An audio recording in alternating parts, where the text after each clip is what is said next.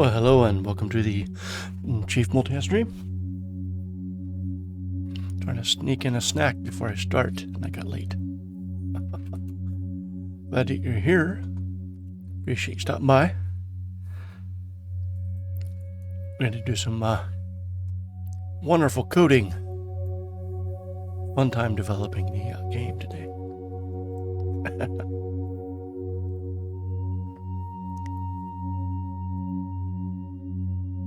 Alright, doing a systems check.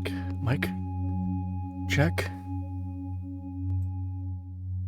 Background music deafening, check.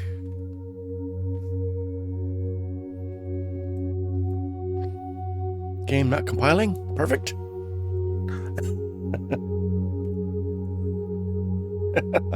Oh no, you could totally mess around in the stream. That's perfectly fine. Perfectly fine, my fault. Hey, I'm gonna test a command here.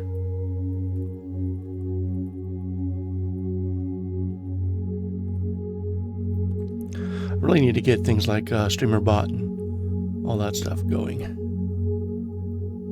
Is even right?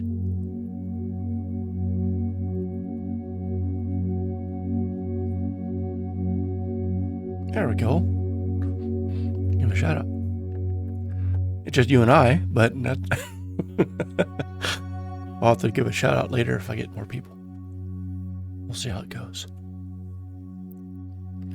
Yeah, I gotta get back to just regular schedule, stream schedule. I can't believe I've been doing this for about a year already. I think next month or end of this month, I think. I've been doing this for a year now, sporadically. So we'll see how it goes.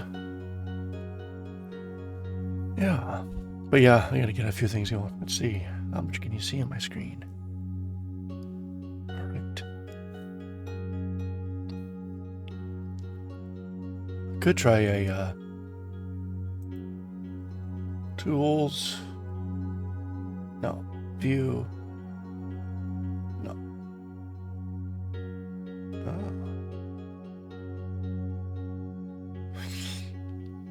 This one. Oh, that's not what I want. That's a big oops.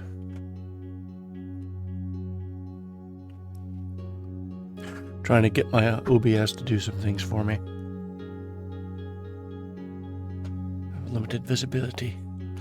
All right. Well, how about we start off a little demo? That's what's going on so far. Is it compilable? I think it is. Plus I get to test a little bit. I think I still call it Monster Bait. I mean, I would like to use that name, but it's going to be destroyed. I'm pretty sure.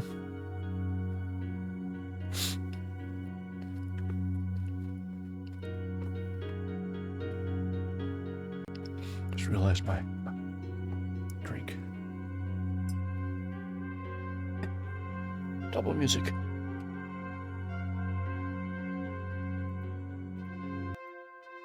There we go.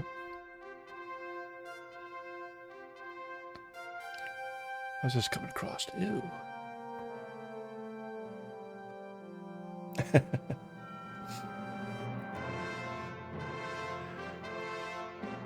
It's coming along pretty good. We are getting closer. Getting closer.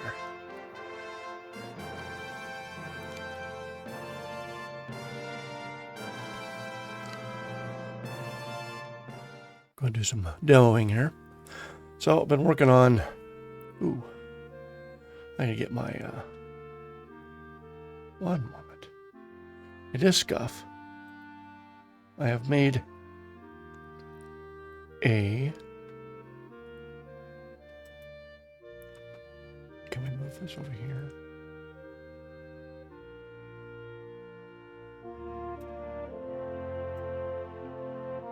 It's tiny.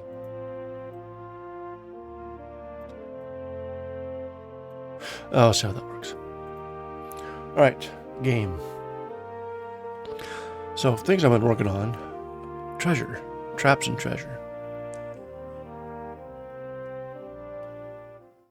Also changed out the graphics a little bit, so now I have a little more interesting maze in the dungeon. I have a map auto mapping system down below, and that can kind of detect in the area monsters. Tells you when the dungeon is moving. Basically, it means things are respawning and moving around the dungeon. Like so. I'm going to emulate a treasure chest, and this is what the treasure chest system looks like.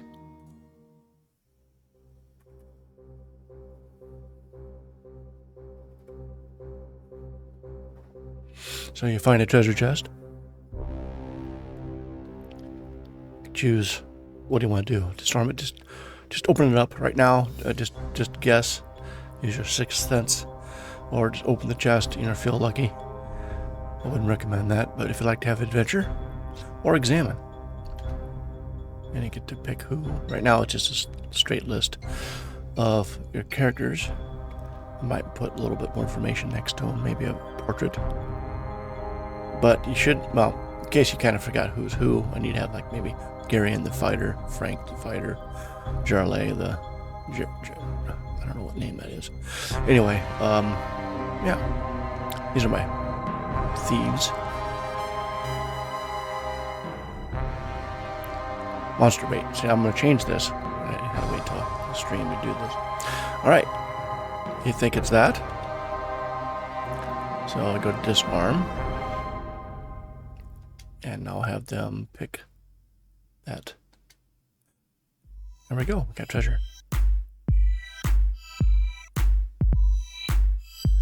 Need to make the treasure tables and generate some treasure. Right now, it's just getting the mechanics of the game working out. You've got 2 gold pieces. What? I'll simulate it again.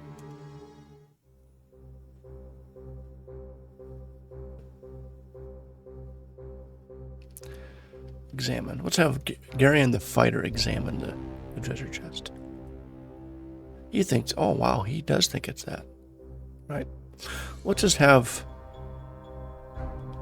Garion the fighter go ahead and disarm it.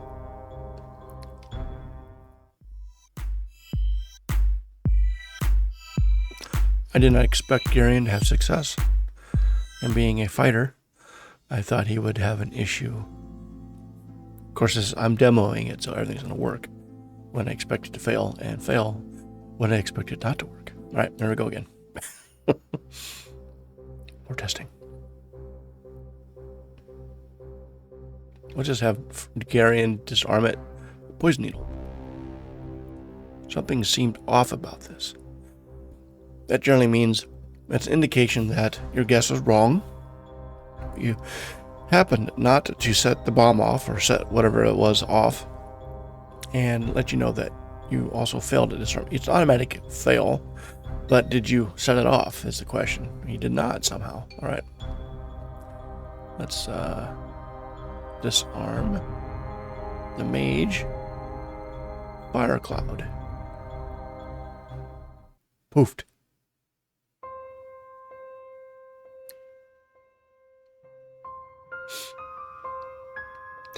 So the chest lid flies off. Everyone's covered in a stinky, gooey mess. The trap goes off. Harmed by the trap's stinky ichor. So what does that mean is, now I've, for up to 5 rounds, increased the chance the monsters will spawn on top of you. See how the dungeon is moving? Now this is a message that once triggered will stay visible for about 5 seconds. So if you move fast enough, you wouldn't know if you got multiple messages occurring. So if you pause a little bit, you can see any forward movement causes the next round to run. I'm just moving again. All right, we're no longer endangered.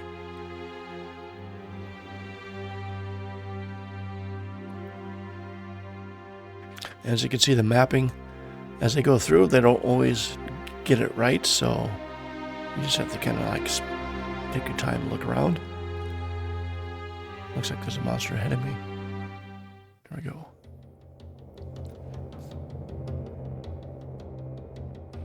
Alright, we're gonna all fight. We're gonna have Cleric do a spell. So this probably looks a little bit different than when I first started doing this game. Do a minor blessing on our party. And then we'll do a sleep spell. Sleep. Start the battle.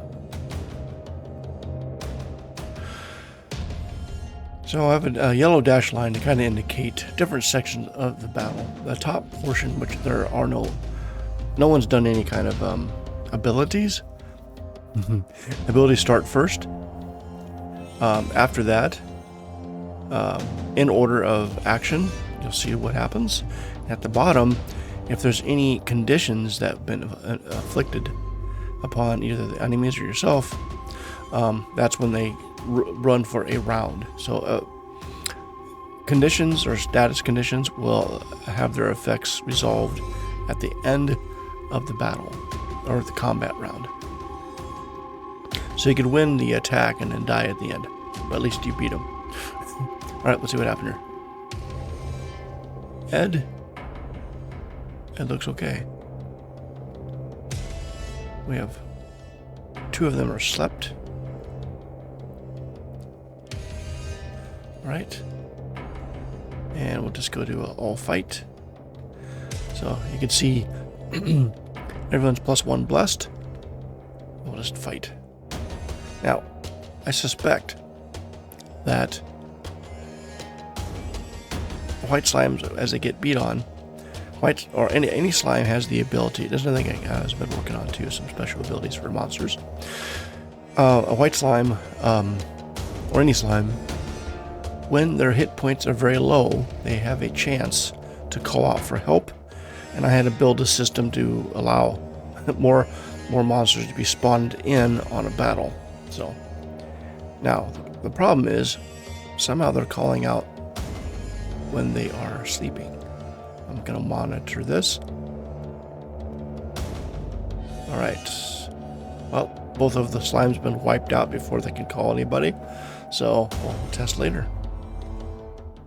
Hydra was victorious. More gold and experience. So game-wise, now because you cast that spell blessed, it does still last a little bit while, so it has some carryover. Now they're no longer blessed. Now you can go to camp. So we go into camp. What it is, I went into Sprite, I put a black layer, and then I start working with alpha. Oh, I hope the stream did not freeze. Is the stream freezing? Let me take a look at the Twitch stats.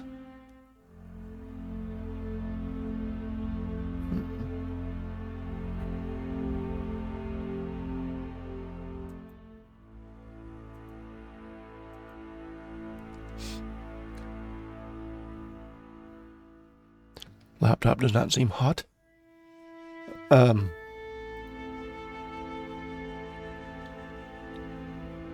Looks like I have good signal. Does the stream seem like it's still?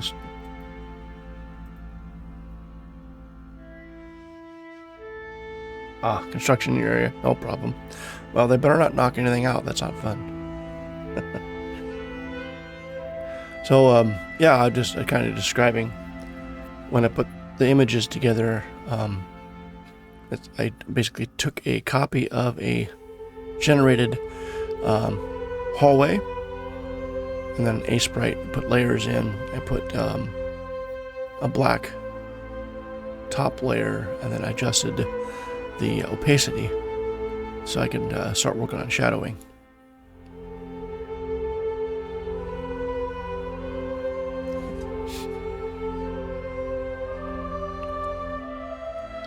So I got camp options. If I were to game is selected. So on camp options, you can camp, do an ability, do an item, change out your weapons if you have them. Activate an ability to prep before you say going into a room.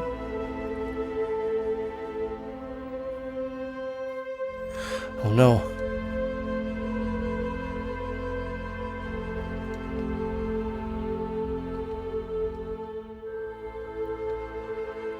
So yeah, camp. I have the word uses left. I think I'm gonna take that word out. It's just too much. It's just too much there. But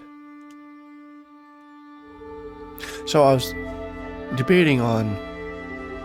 I like this lighting, and I was thinking about doing a lighting filter on all the images. Actually, I would layer that image at the very top, or the last one being drawn on the screen, to give the effect of torchlight. And I was kind of experimenting with the idea.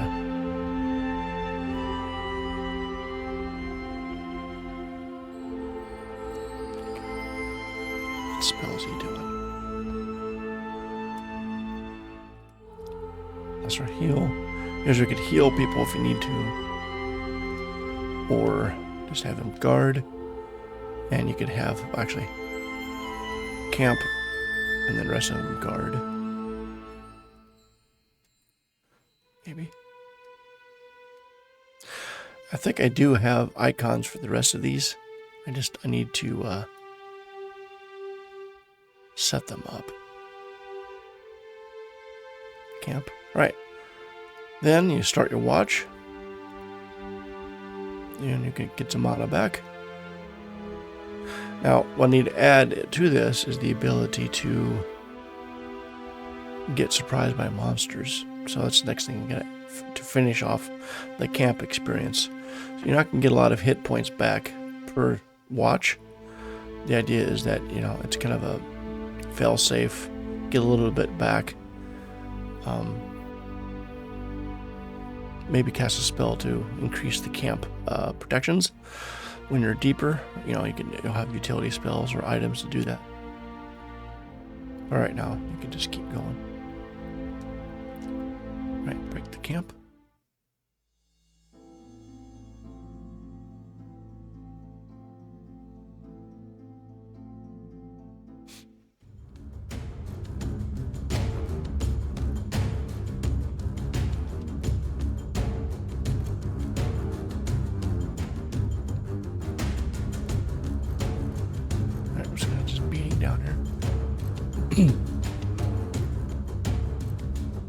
I've also given slimes a temporary monster AC boost to kind of give like a little bit weaker monsters a little bit more staying power, so that some of their abilities can come through.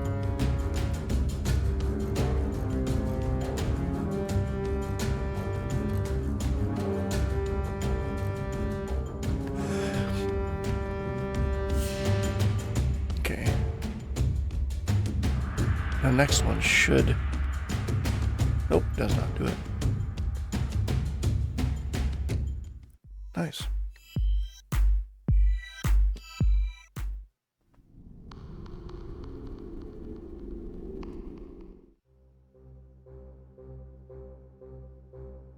Came across the chest. Actually, I must open the chest completely. Garion goes over and attempt to pop open the chest.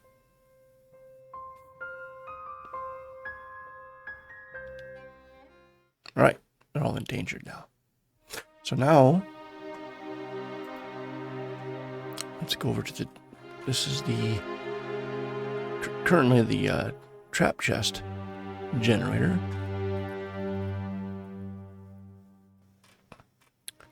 Let's go in here. What's going to call this? Monster lure.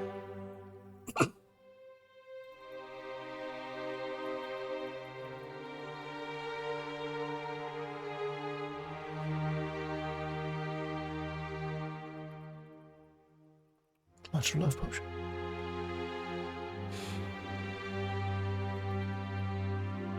Monster Mania. That's what's going to be. A little hot reload there. Alright. Now let's see what happens.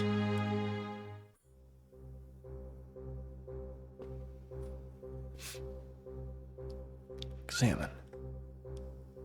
Frank, he thinks it's just fire cloud. I, as the developer, know exactly what it is. I would just open it.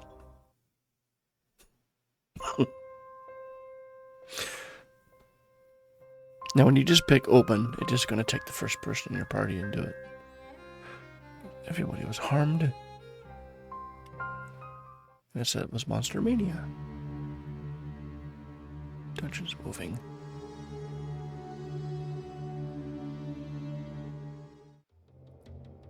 Now,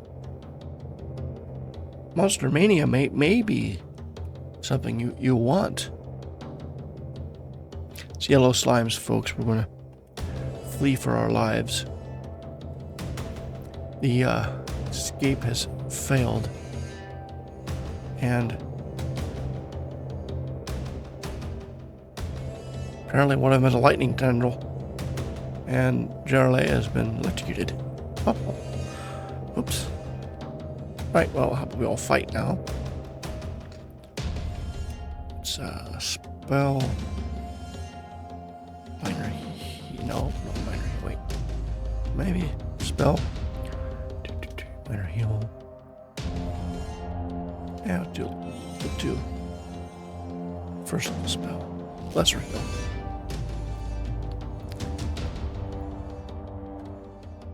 And try to get some sleep on.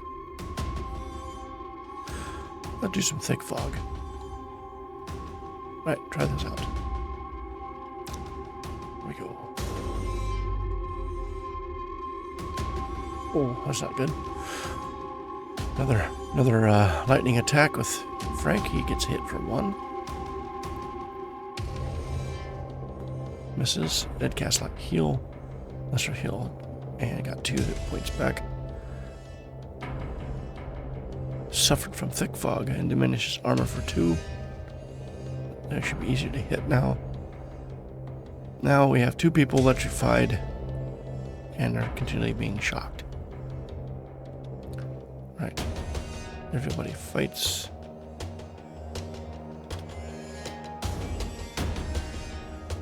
Got some damage going on.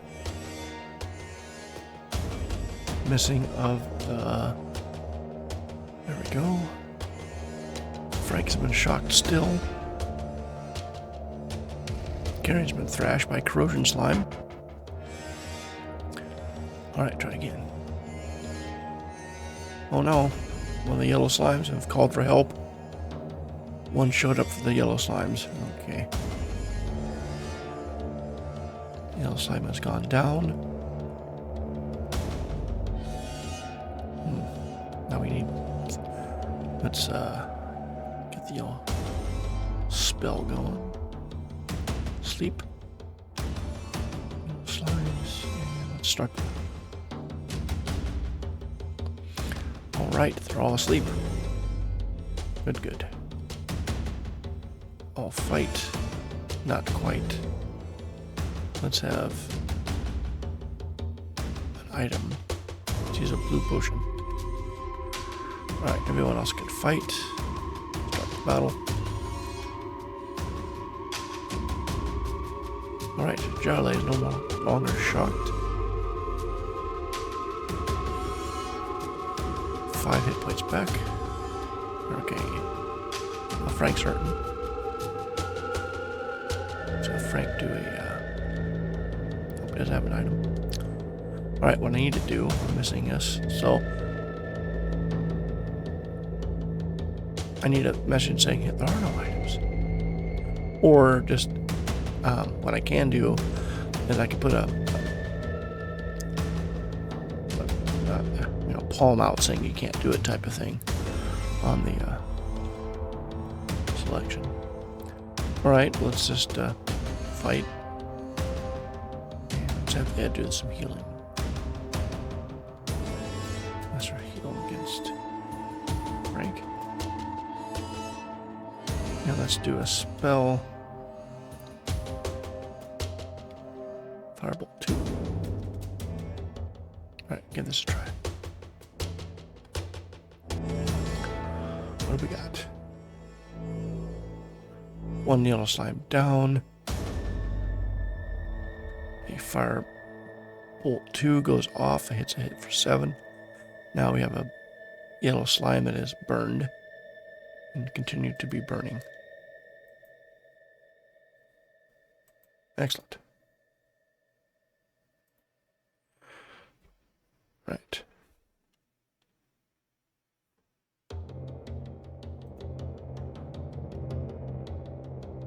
I'll fight.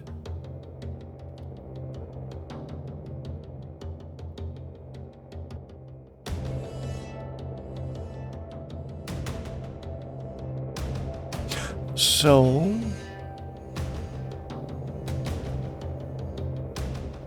the problem is, how did yellow slime call for more slimes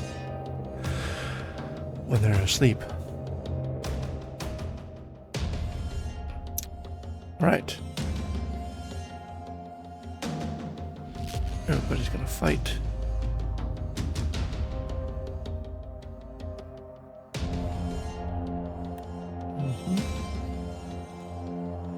Do some more sleeping.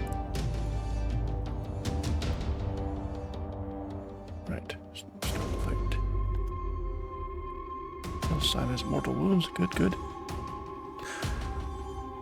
And I got the rest of them got put to sleep. Question is, can we do enough? Nope. One's still not sleeping. Can we do enough damage before they call for more slimes?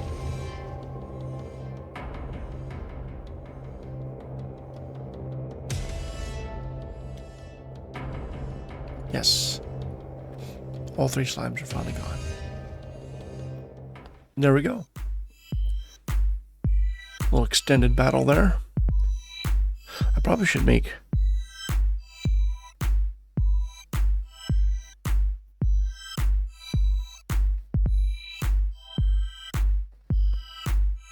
yeah, I'll see how that goes. I need to test this with like a low-level party. I mean, slime shouldn't affect you too badly, but if they keep coming back at you, you might have an issue. Go to town.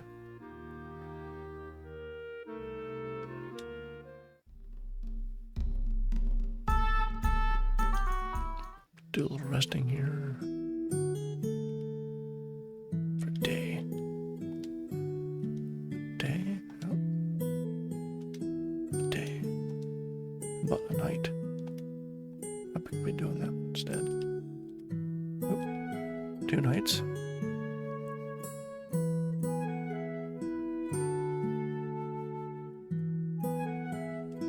There we go.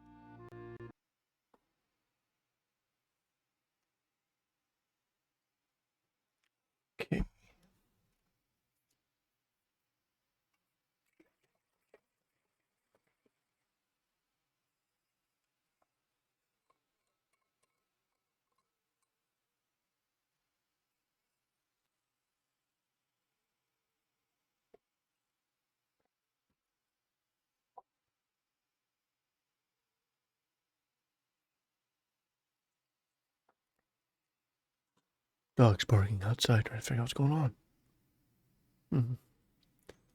Do not know. Alrighty then.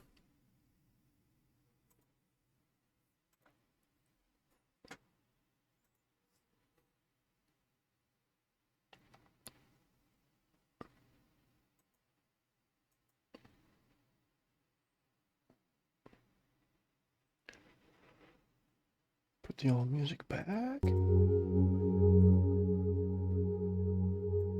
So yeah, that's been basically work on the trap treasure system.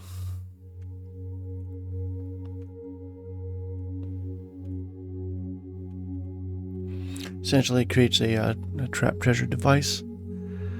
It's going to generate a list of what you could pick. Out of that list, it's going to actually pick which one it's going to be creating the trap, what kind of trap. And this will be the trap generation. I'm going to roll the device ID, and then it's going to set all the needed variables.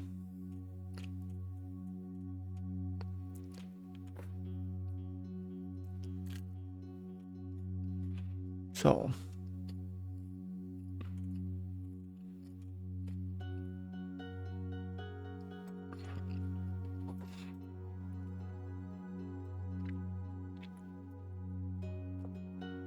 take an acid stream.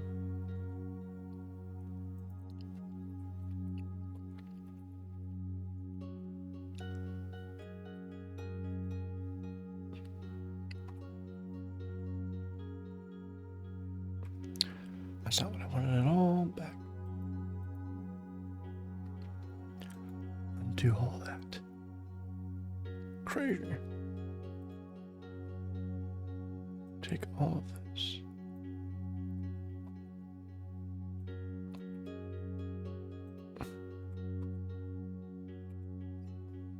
There we go. Let's see.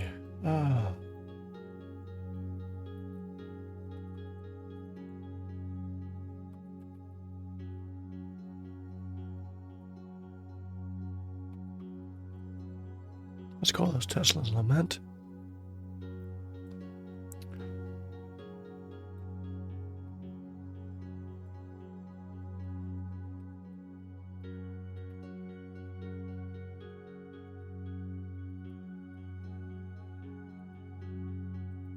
Static Dex.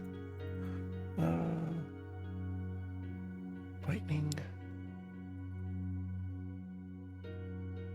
Electrified.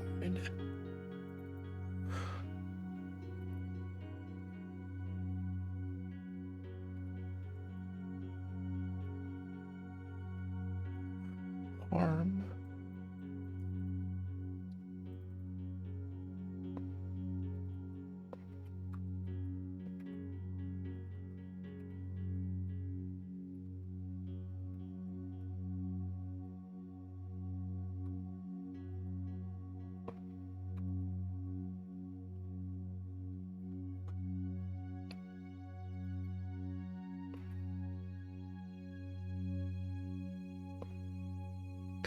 Shocked. Not going to be a hidden.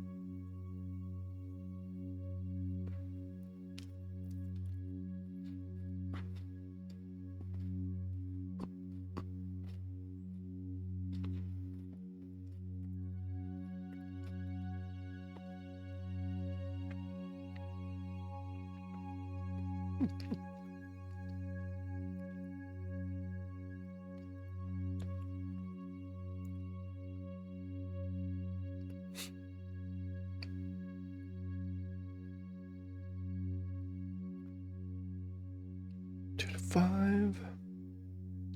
Let's do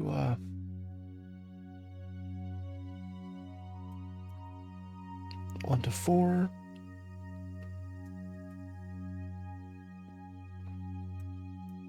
I guess 10. Where are all these 14?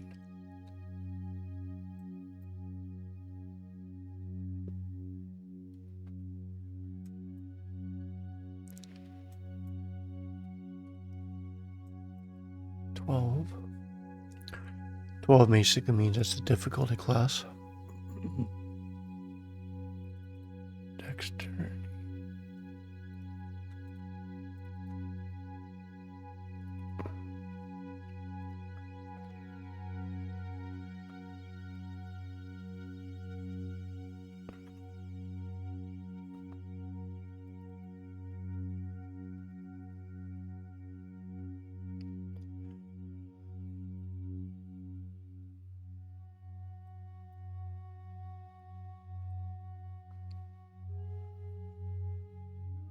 This one's a little nasty. Now we're going to say 1 to 5.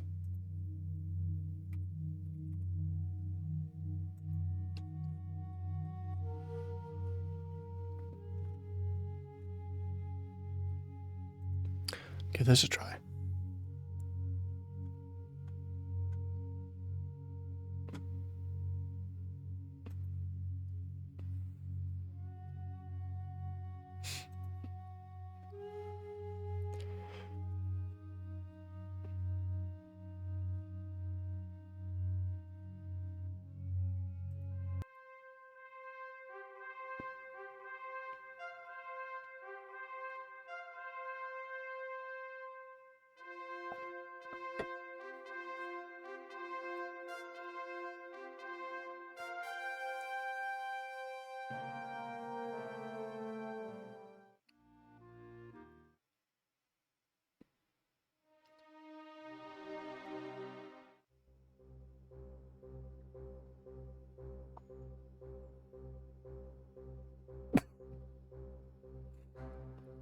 Damn it. Oh no, just realized something.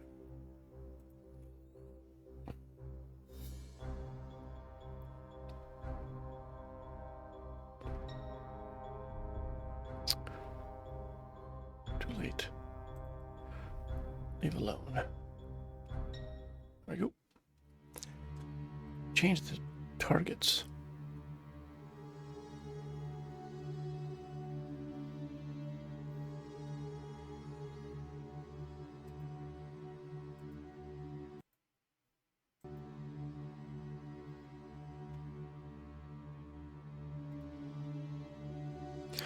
Change the targets here.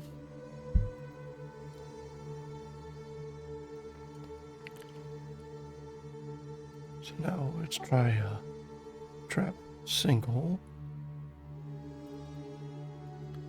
Trap single. Trap single. Trap single.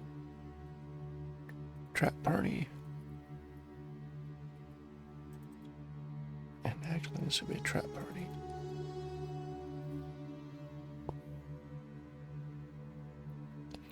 Normally, a spell effect requires a spellcaster, and in the process of casting the spell, it's going to check.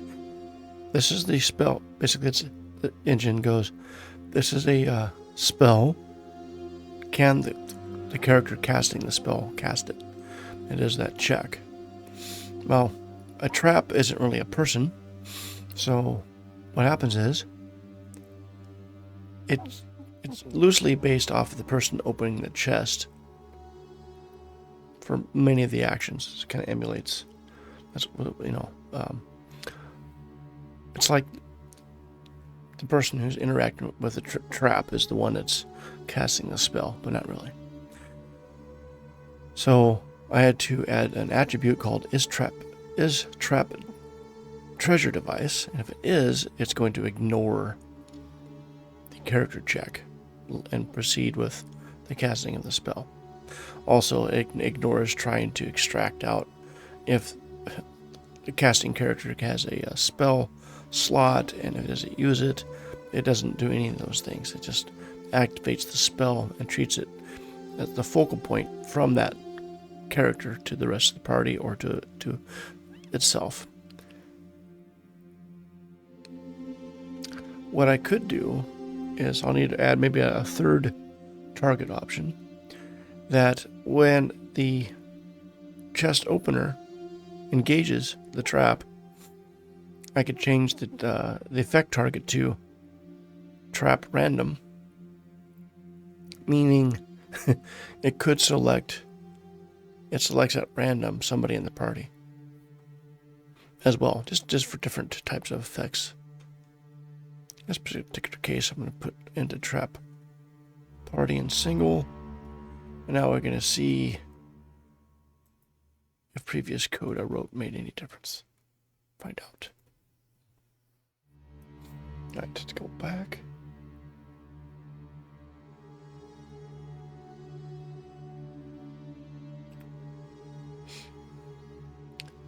Emulate a trap treasure event.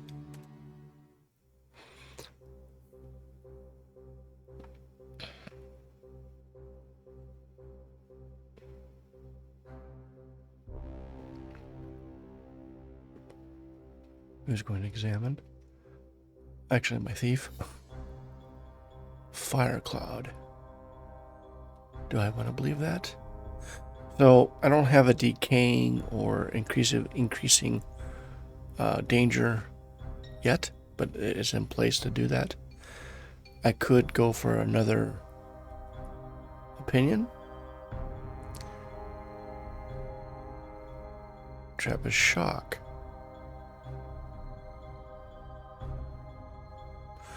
Let's go with shock.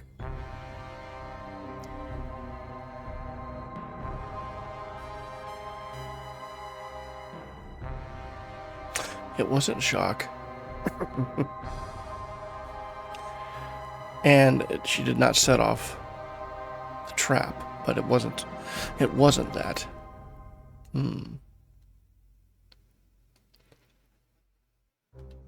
All right, Firecloud. Ooh, there we go. It worked. Nice. I need to actually generate treasure, but this is the successful. Right, let's find another chest.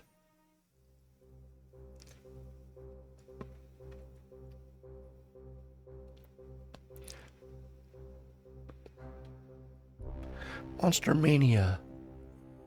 All right, disarm Monster Mania. Nice. That worked. Try again. Hopefully I get a little suspenseful music. Examine. The trap is gas. Well, I know it's not gas because I don't have it put in place yet, but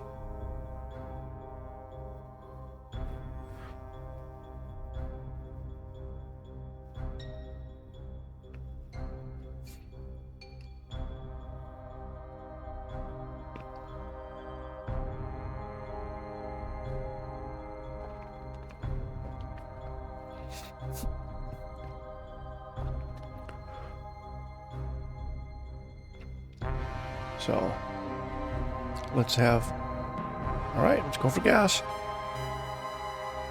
Something feels off. Examine. Poison needle. All right. Have Willow do poison needle. Oh, we did it. Nice. All right, try again.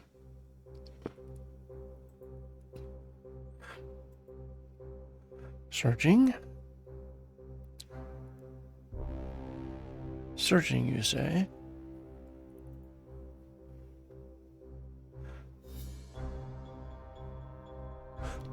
Game bug.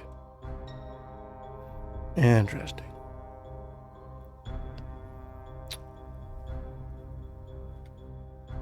So what happened was the game was out of focus, and I triggered a trap detection, or a treasure trap or trap treasure scenario, and then I moved the mouse off of the application. Interesting.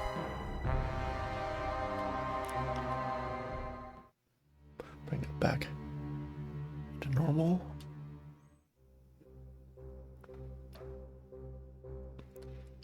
Write that bug down.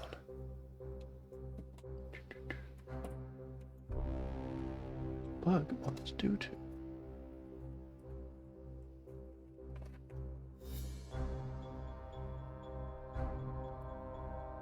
See. App loses focus.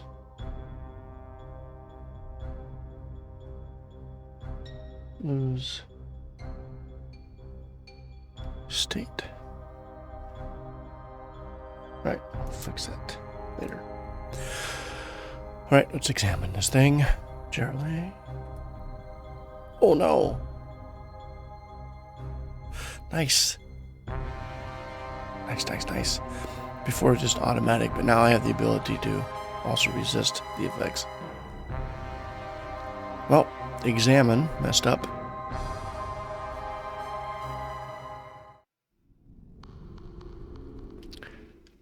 And that should have triggered. Examine. Trap is acid. Well, it's not acid. I don't think. Do we have acid? You're cheating. Oh, we can have acid. Alright, we'll try it. Disarm. Hello, acid. Oh. Another resistant. See, now I played it.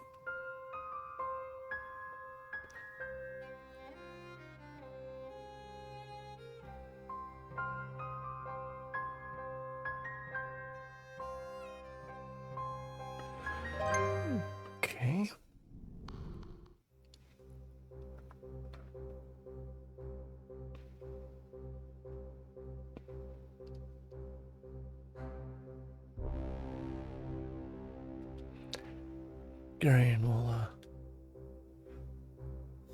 Garion, the fighter, believes that this chest is not trapped. And upon a very good authority himself, no problem. We will see if he is right. Open the chest, Garion. Oh. Garion, the fighter, was right.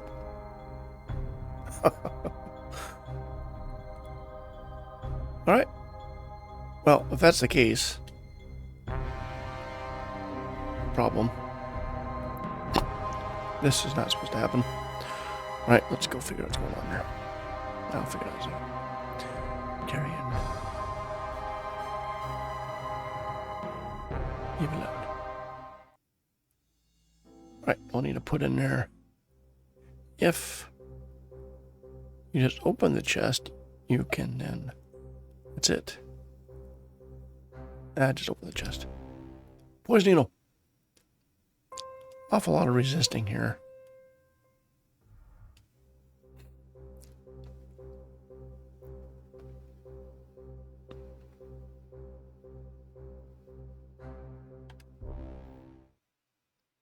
Oh, come on. No one can, not everyone can resist this. I gotta go check out. I gotta check out what's going on here.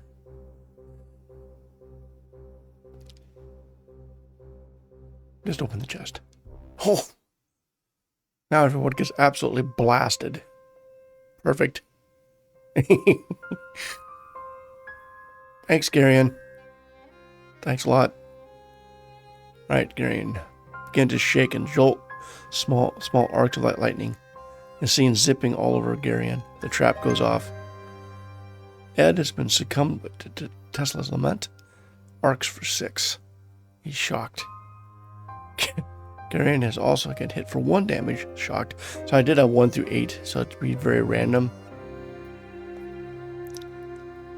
I think I need to, on this particular music track, just have it fade out. It's just too happy at the end. Because there's nothing happy about this particular predicament. Look at that. This worked. Alright.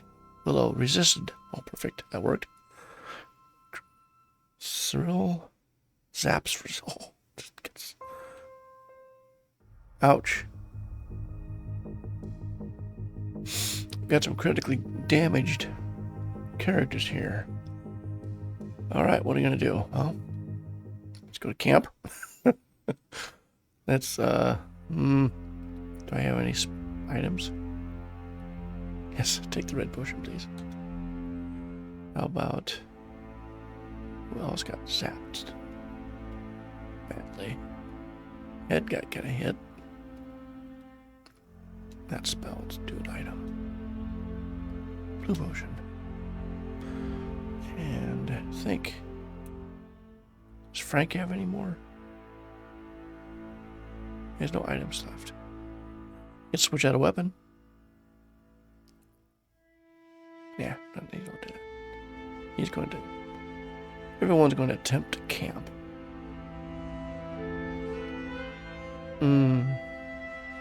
I don't know if this is going to work. I may have this thing set up to not really advance conditions, which I probably... Camping is kind of your little escape mechanism.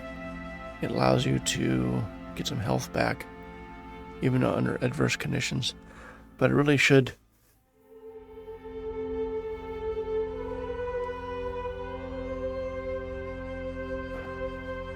Either I resolve conditions every other watch, or just simply every time you watch, you go through the conditions. I have to take a think about that a little bit, but let's see what happens here. Start the watch. Yeah, see, no one's going to get... So right now, the game condition is you can do your things to cure yourself up and get your health back. Now it's less dangerous. I don't want it to be less dangerous. Wow, everyone's getting some massive damage here. The charges strike for 4 damage. Ouch. Electrocutes and zapping and arcing. More electrocutions. Zapping and arcing. Let's see. More zapping and arcing. I believe one of my mages is about to bite the dust. And in fact, Cyril has succumbed to lethal conditions.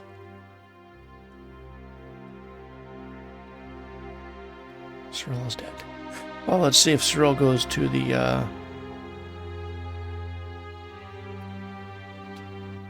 CCSE.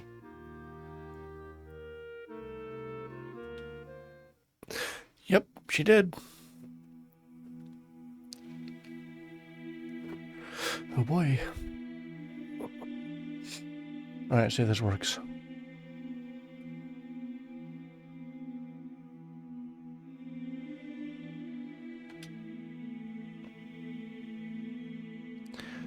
Deceased.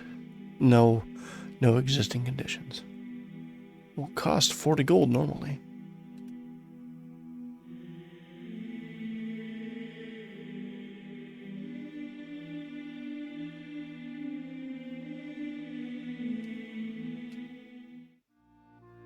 Alright.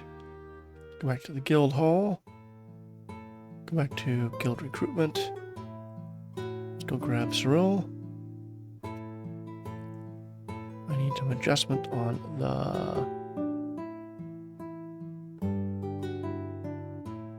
I need to adjust that. Let's adjust that.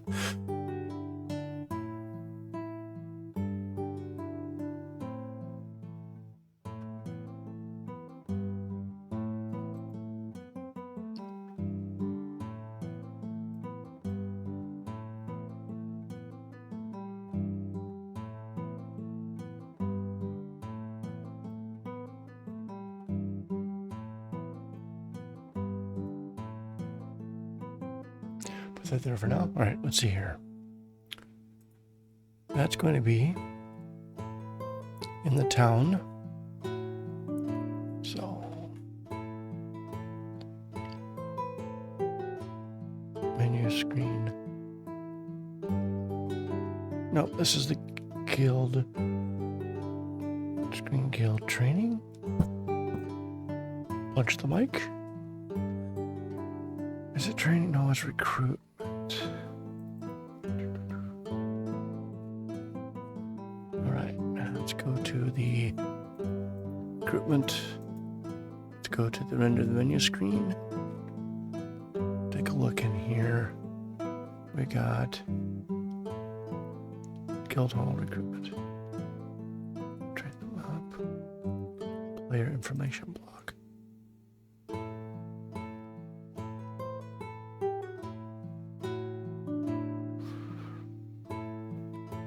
Location. Well, let's see here. It's 500.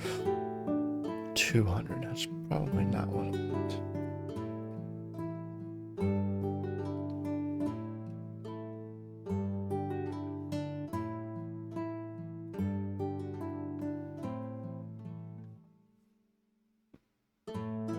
This is a confirm screen, isn't it? See what screen this is.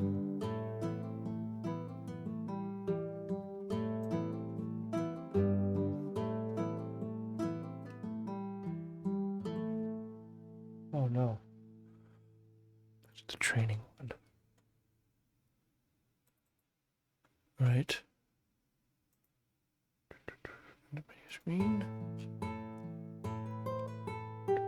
What action? That doesn't look right.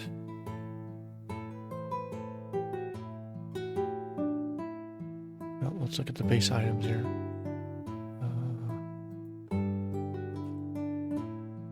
Change position. No, it's not right.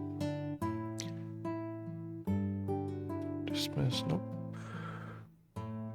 Not recruit name. I think it is recruit.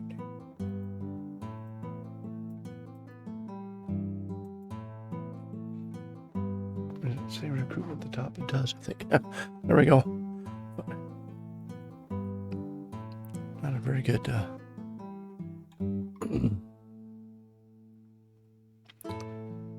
All right, let's move this over to 225.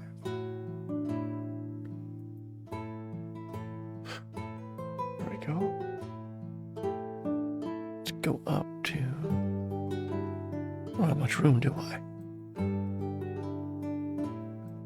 325, maybe 4.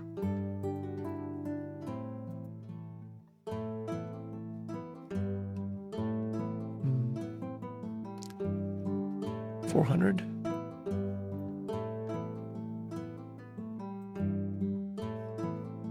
Let's move it up to 70.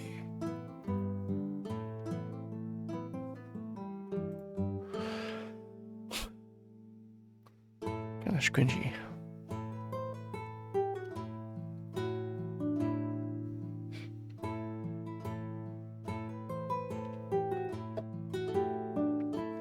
It's kind of squingy. Let's bring that up to 420. No. Way up there. It didn't work.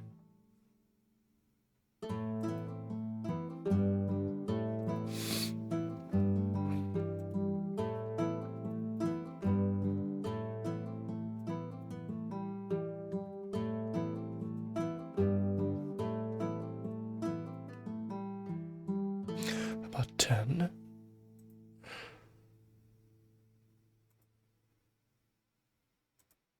Why is this?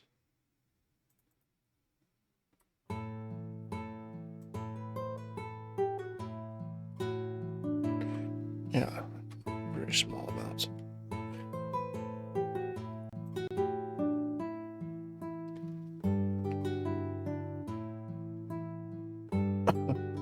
All right, let's go to. Sorry.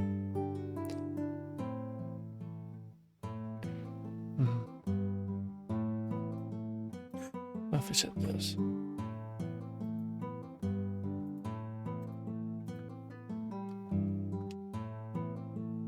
go back.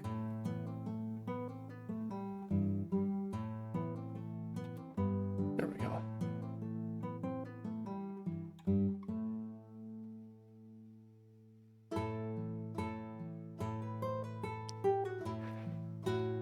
How about we just say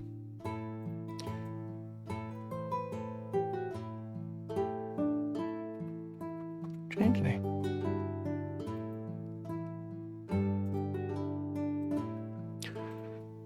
Go back so I can regenerate the menu. There we go. Change name, clear name. Complete recruitment. Complete recruitment. Yes. Moved from the guild general roster. Alright, we brought back Cyril. Let's get to the old rest and recovery. Everyone's worse for wear. Alright. For a day? About a week. A day. 3 days. 3 days.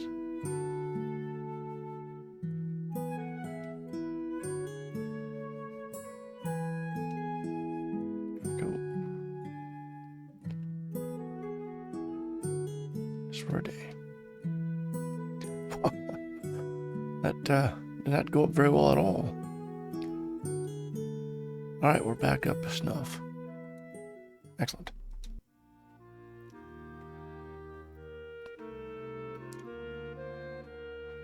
Alright.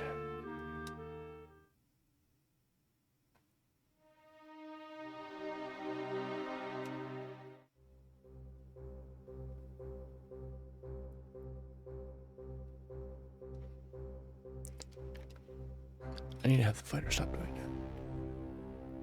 Disarm Willow. Not disarm, thank you. How about, no. How about we examine? Shock. Oof. Disarm. Shock.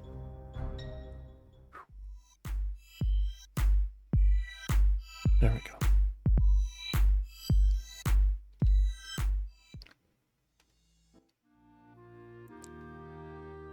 All right. Gotta get this back up to size.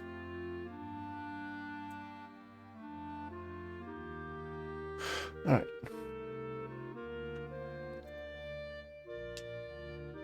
Excellent. There we go.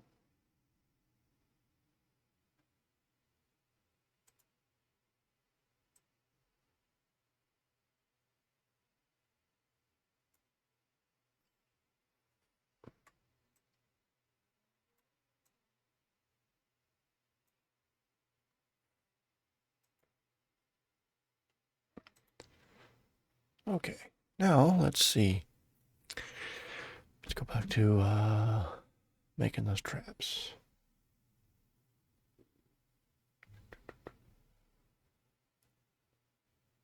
Close this one, that one. Explore not yet. Game encounters.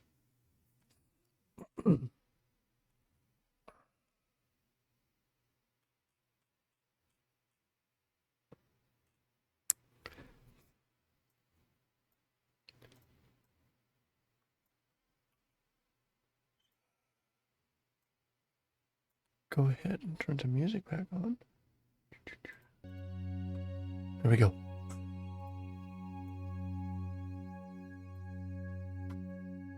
And cut and paste. A little bit. Right. Green gas fills the room. Sounds of retching reverberates.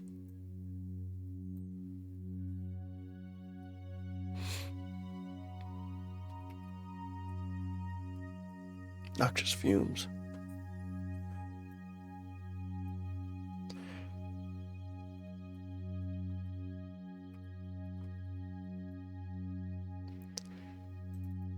gas.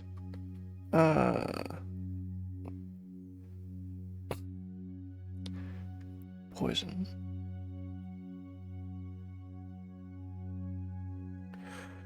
Harming. No, this is simply going to be. And it does 2 to 3.3 initial damage. Causes poisoned.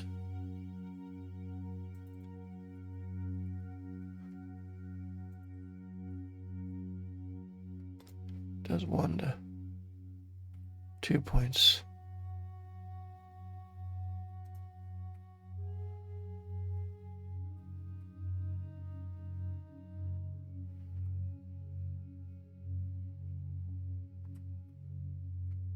$85 rounds. I don't know. Maybe we'll start with 10 rounds of that. This is going to be a party. Yep. Party attack.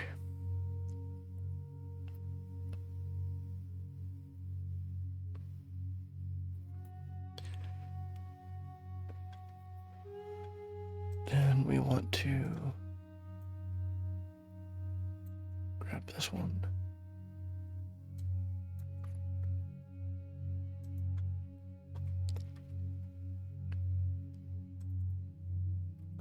Constitution.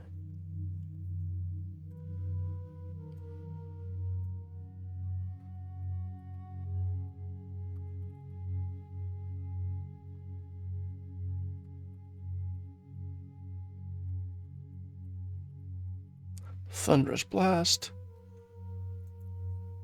Check for spelling. Right, turn spelling off. And that's going to be a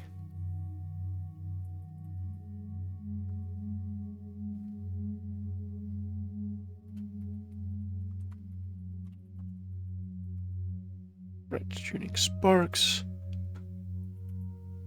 Let's see, that's going to be a stun.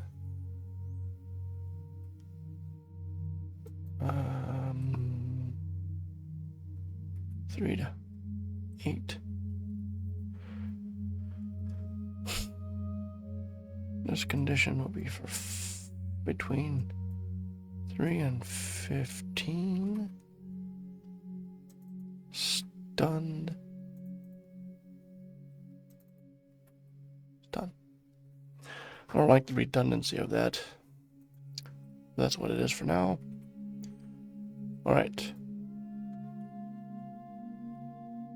That's awful.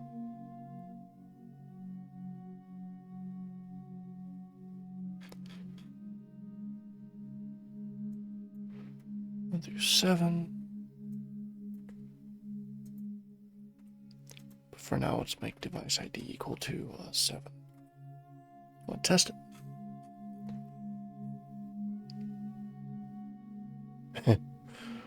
Kaplooey. That's over. Try this. Give this one. Have a blast.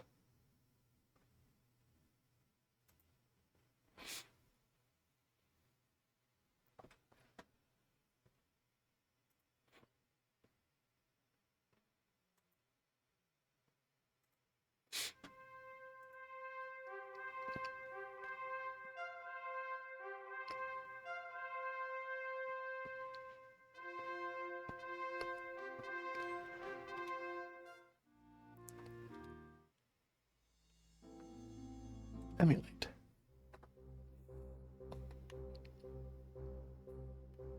I'll probably have it's gonna be a massacre.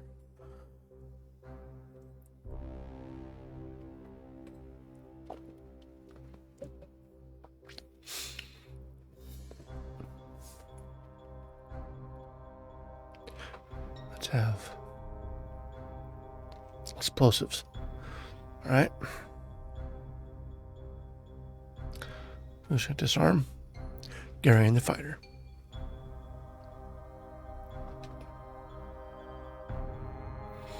Garen has failed. Well, let's have him do it again.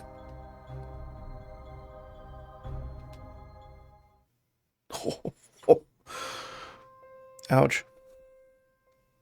It's not like it wouldn't. It's not like I didn't expect this to happen. Alright, massive concussion blast rips the room. Trap goes off. Garen resisted the thunderous blast. Willow has succumbed for 8 damage and is stunned. Frank, 6 and stunned. Ed for 5 and stunned. And our couple have resisted the blast. Alright, we got the stun condition going.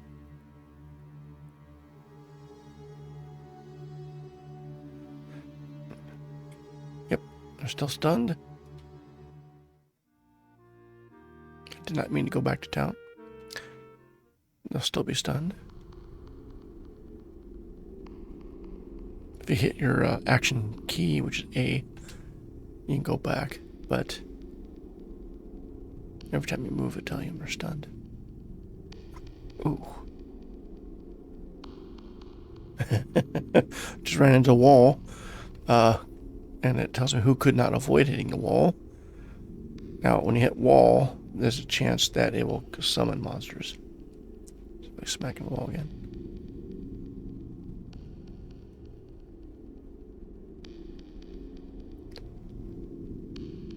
Still stunned.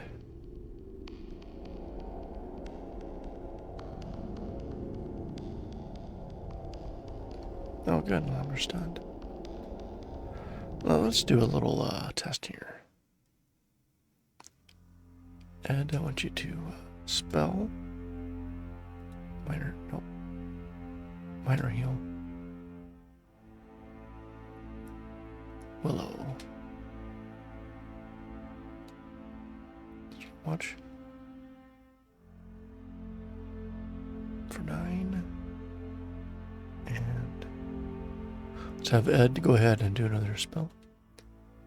Oh, minor heal again. Ed this time. Alright, then we go to start watch. Alright. Break the camp.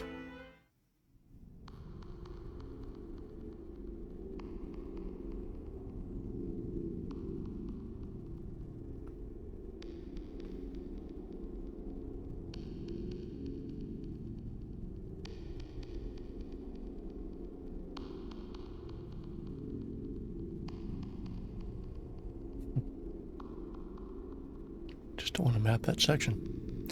It's random. I mean, it goes through some skill checks, but it randomly picks a person to map each time you go through a room. Okay. Can I get to this guy in time? I can't. Wait. Aha!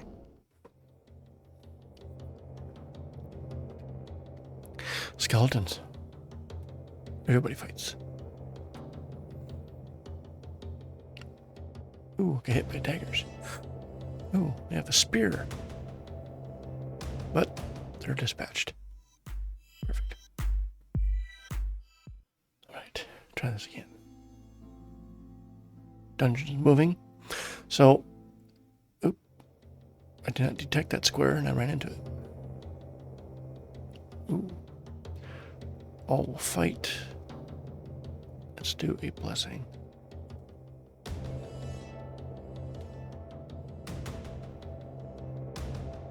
Let's do a firebolt spell. Start. Right. Yep, so I have a protection system. The red slime has a protection, so it took less damage. Protection blooded firebolt, because it's a fire spell. Red slimes are fire-based. Willow's rapier does 2 damage for 14 critical. Ooh.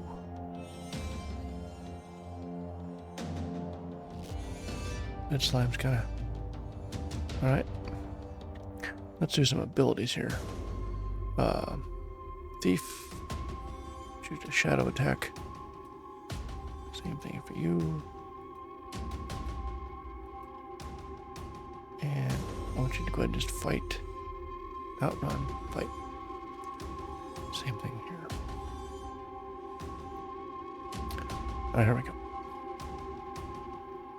Dispersion shadows. But everybody misses. Ed is burning. He got hit by a fire attempt.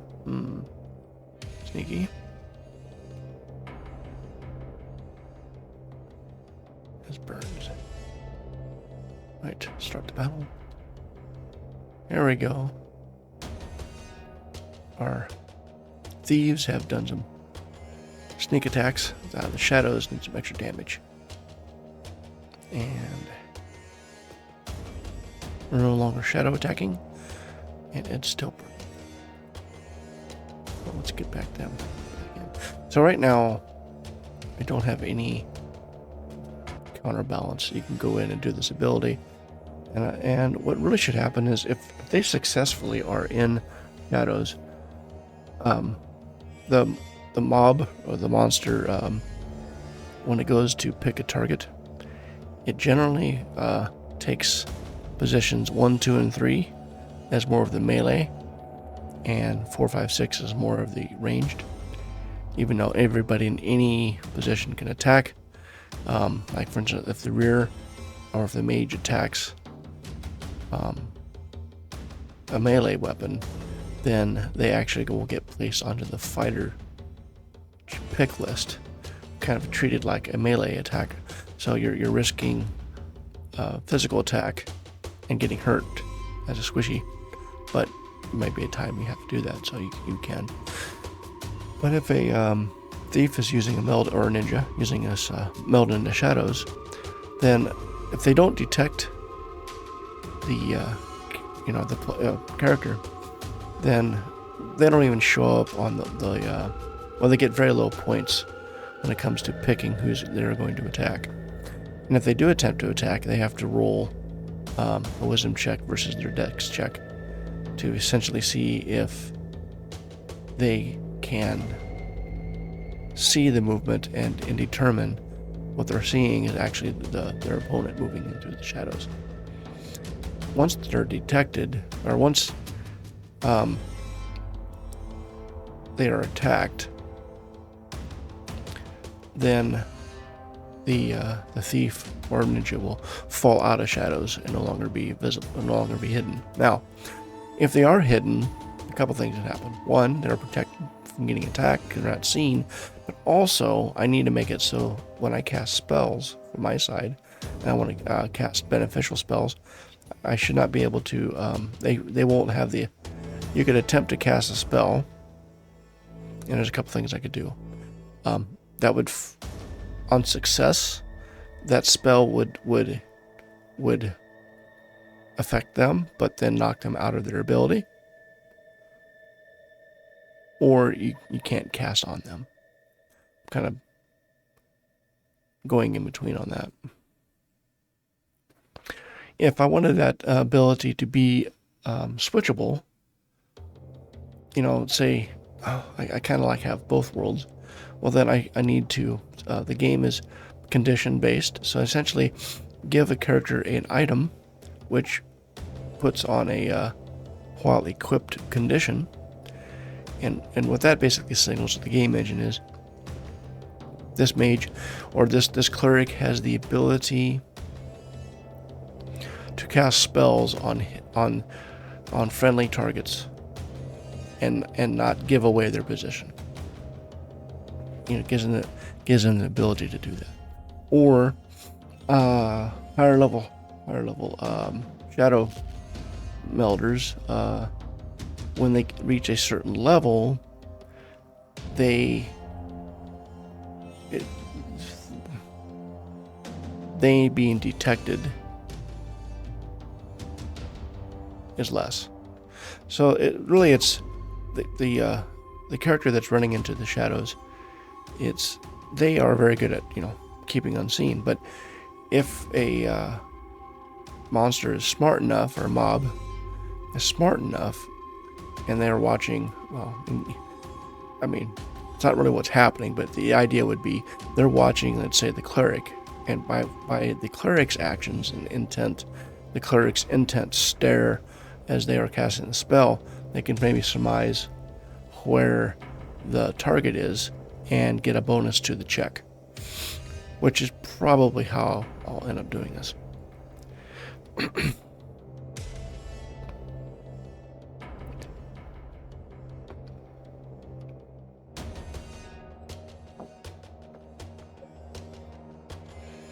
You know, every cleric has an icon or a symbol or some item that basically of deception or subterfuge. Basically, it allows them to cast spells on hidden without giving their position away. All right. So, at some point, I'm going to gain the spell to cure myself.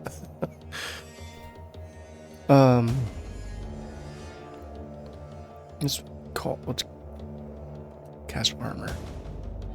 Yeah, let's get this spell off here. Some sleeping. Alright. Here we go. Alright. Oh no, red slimes have called for more help, and we now have 3 more red slimes. They pop in, and then Cyril, I guess, cast sleep. Those newly added slimes get fallen right to sleep. Perfect. And red slime prevented from attacking, sleeping. And I can scroll down a little bit. And now I can see what else happened. Armor's gone off. Everyone has a +1 to armor. Red slimes are sleeping.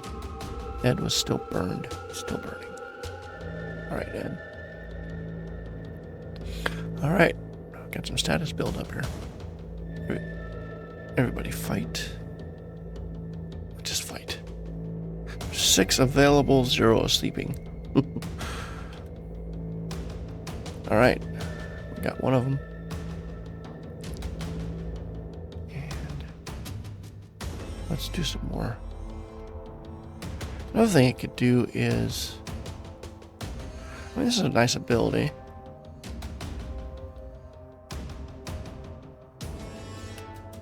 But maybe limit how many times you have the ability used between rest.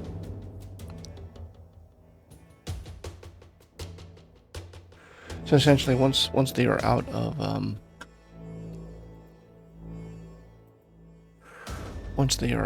of ability points, or basically, yeah, abilities, then all they need to do is sleep for at least 1 watch to regain them. I thought they were all asleep.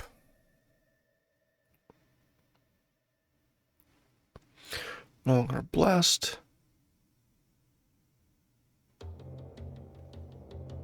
It's still burned. Oh, we have one left. I'll fight.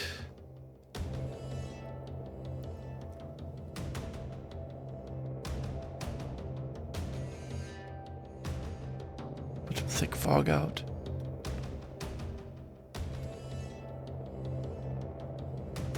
Thick fog. 2 of the slimes have resisted the thick fog. Other ones have suffered and their AC is lowered by 2. Right.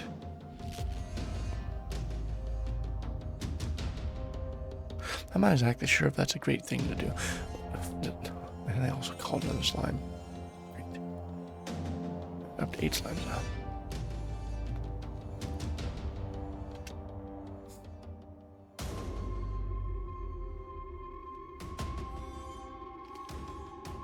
Ed is perpetually burning.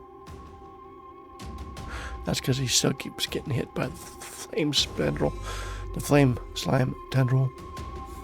Alright. 19 out of 28. More slimes. Not sure if I like this mechanism. Alright, the good news is, once they're past 9, slimes.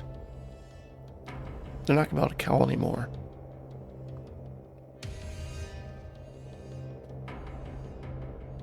Calls for help was not reinforced. Smite them. Smite them some more. Come on. Smite. More smiting. Smiting. Calls for help. Nope, not happening. Finally. Yay.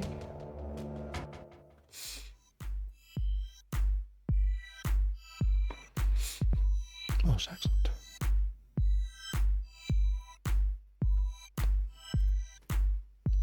All right.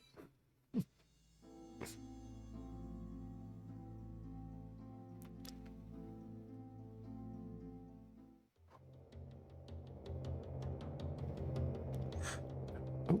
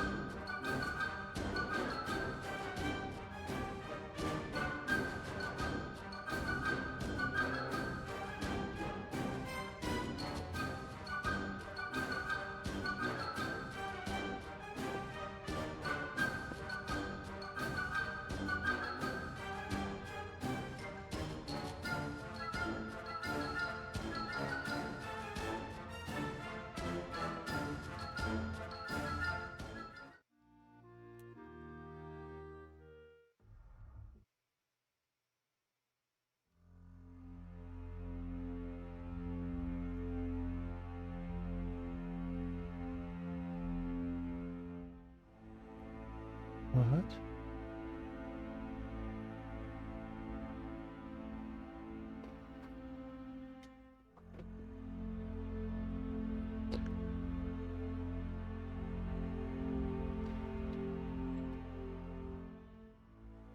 That's weird.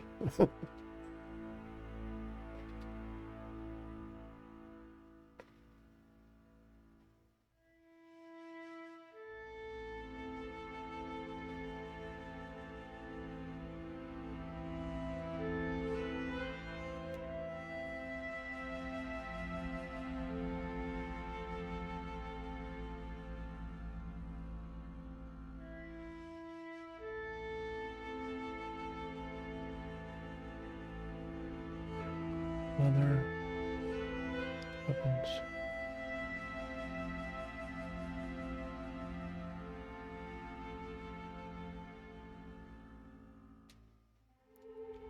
Right, that's not right.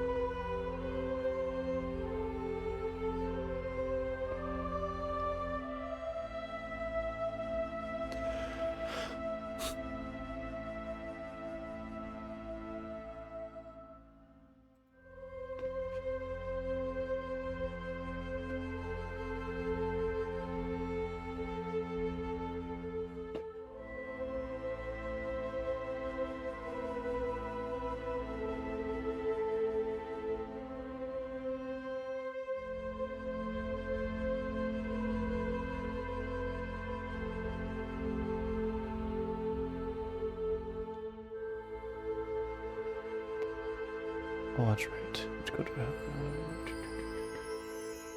counter picker, except I go to campaign picker.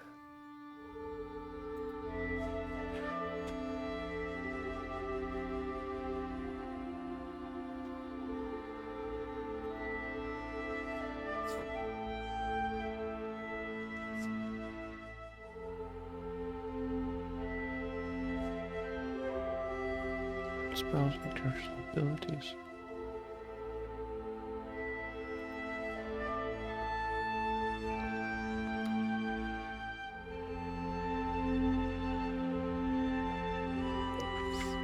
Okay. Let's go look at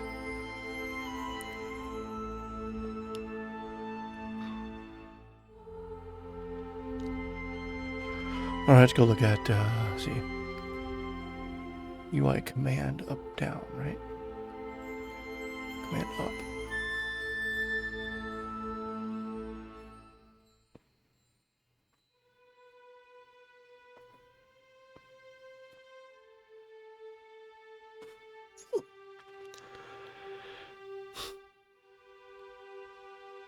Max.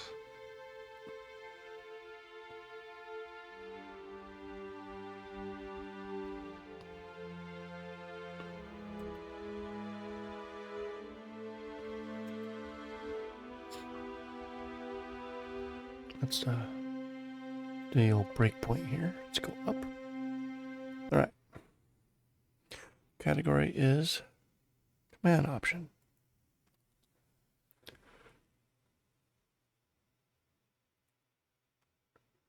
Command option. Game campaign command weapons.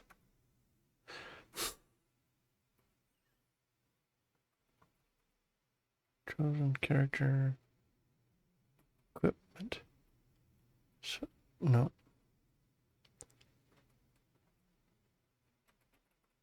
Inventory items. Equipped weapons count. There's one. And campaign command. Armor equals.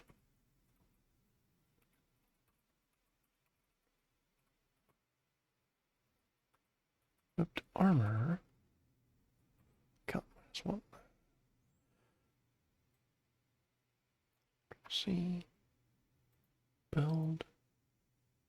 Go back up here and figure this out again.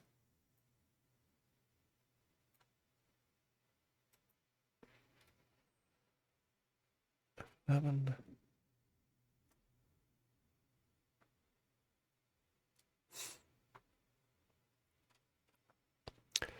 Down to the same thing.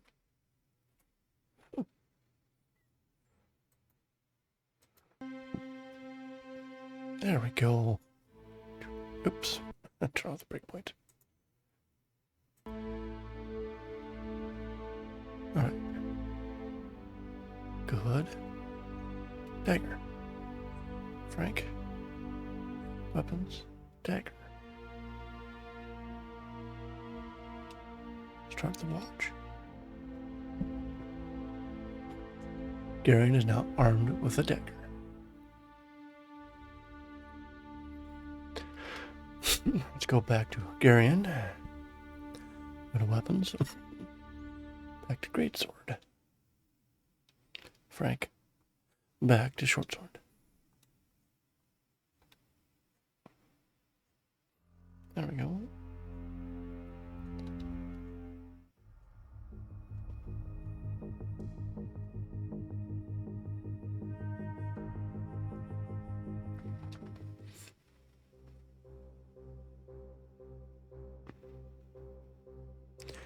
Examine. Disarm. Explosives. Failed. Disarm. Willow. Explosives. Yay.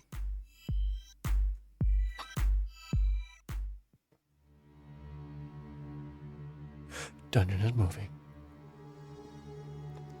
Ooh.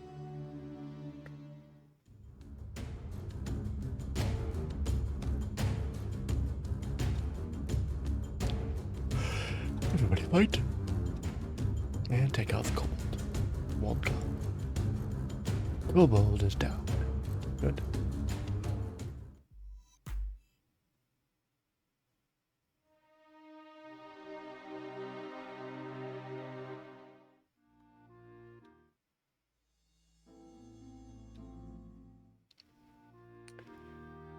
All right, let's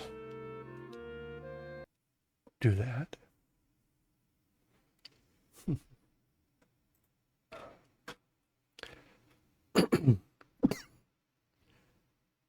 All right, let's just go to Dungeon Encounters. Let's take out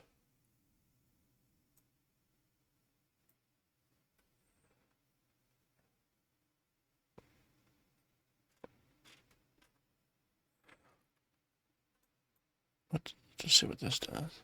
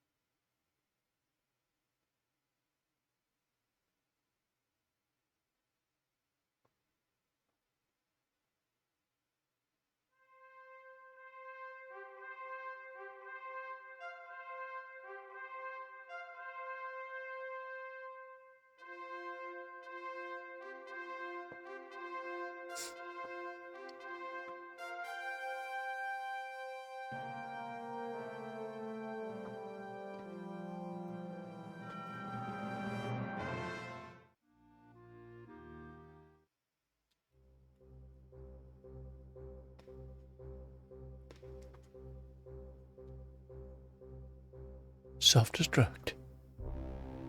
Disarm the chest. Point.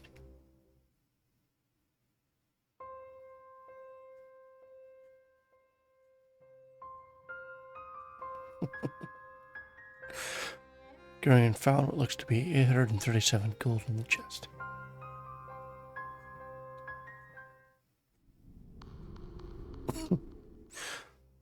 It's basically a nothing burger. Frank. Self-destruct. Open the chest, Frank. Nope.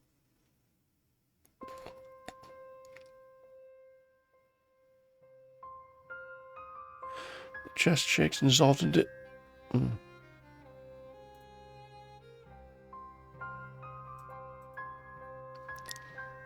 Try this. On for the yellow sides.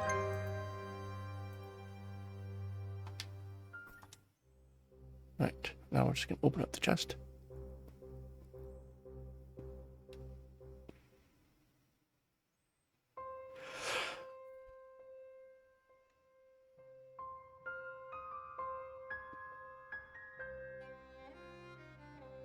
And attempt, how about attempts? Engage. Attempts to be proper English, yes.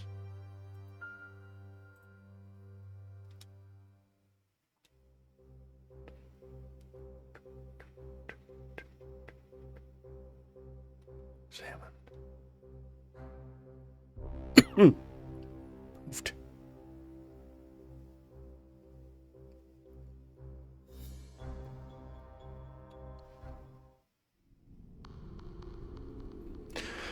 That's funny. All right. Oops. Don't drop the controller, please. All righty.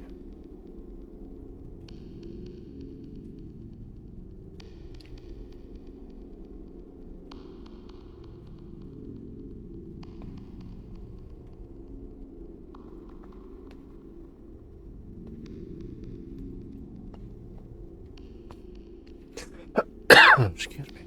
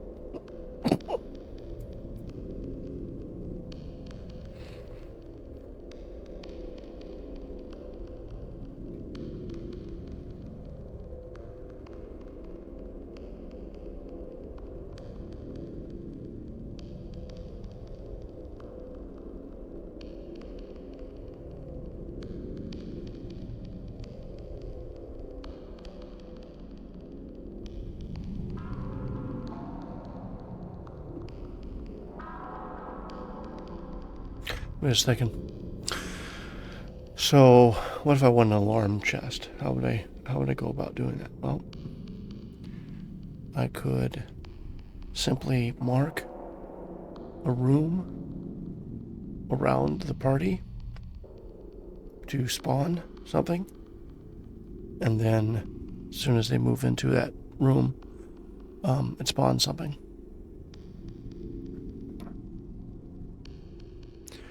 But that's going to use the whatever the dungeon levels tables to determine what to send after the party. So I either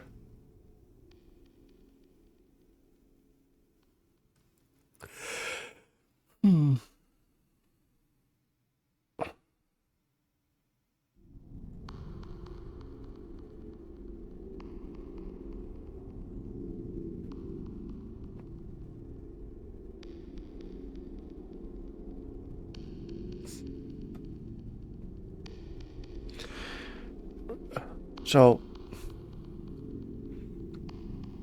I basically need to convey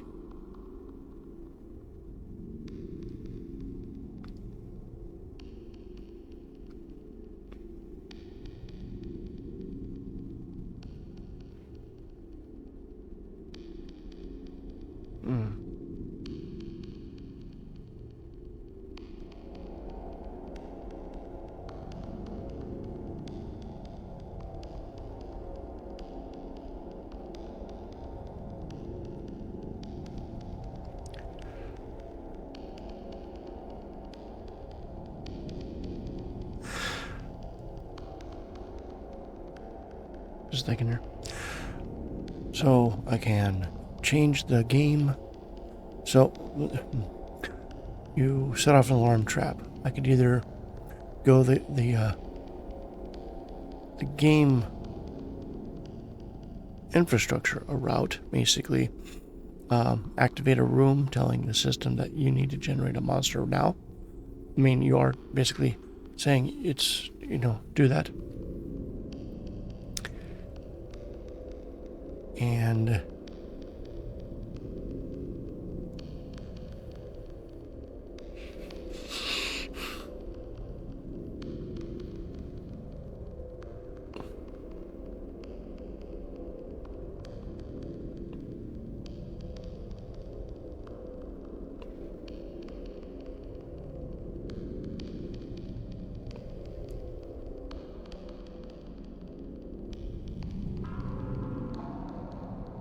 interesting. Okay, thinking too many things at once. So you got an alarm goes off. You can activate a room. So when you run into it, you will get a spawn. I could put conditions on the party so that, and then have the game engine, the game rule system. Every time the party moves. Right now, every time the party moves forward, it will cause, that's when checking and stuff occurs. Well, I could check for a particular kind of condition.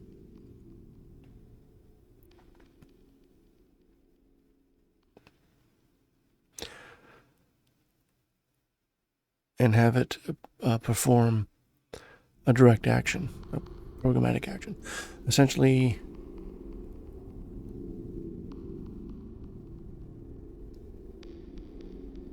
the area, wherever the chest was opened, that room, all around it,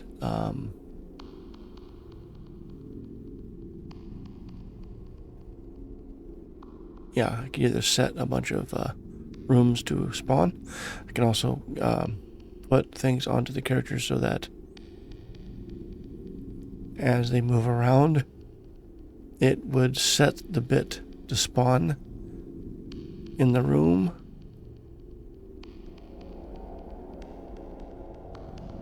It could,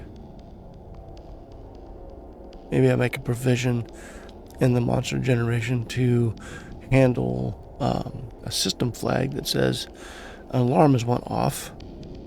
So for the next 5 rounds, use this other table to determine what to spawn. And what I could do then is on the level add another table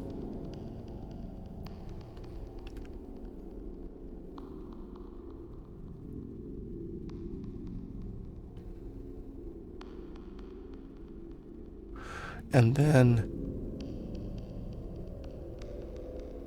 on the level have a flag where it says to the engine alarm is on, and when alarm is on, while the alarm is on, it will use the alarm table for monster generation.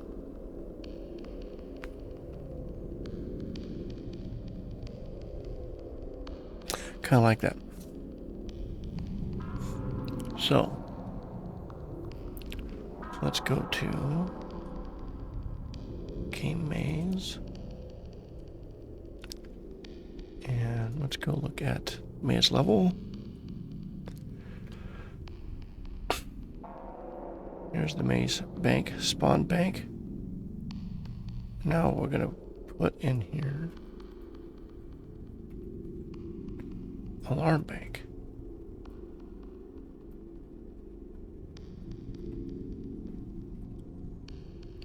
And then public. Ooh. Alarm active.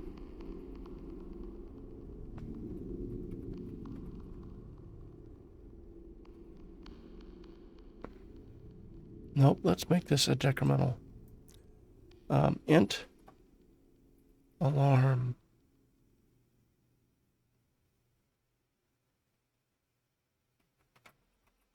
active.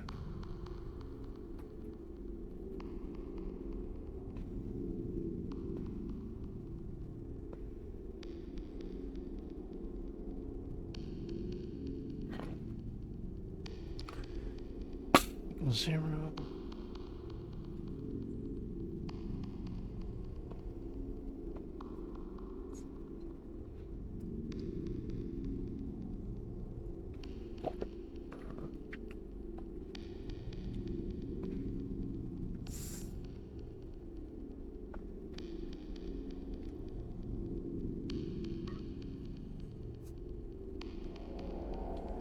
Okay.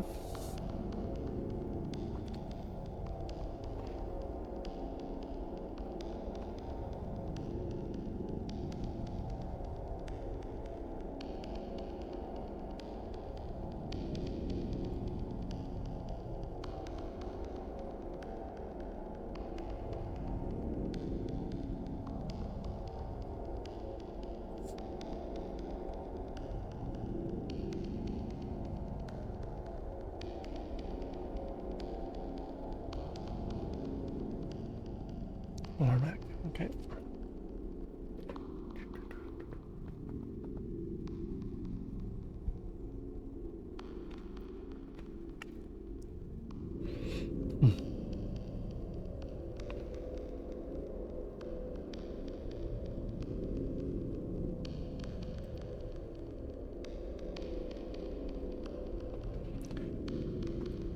Public maze spawn. Room alarm. Room. Alarm active.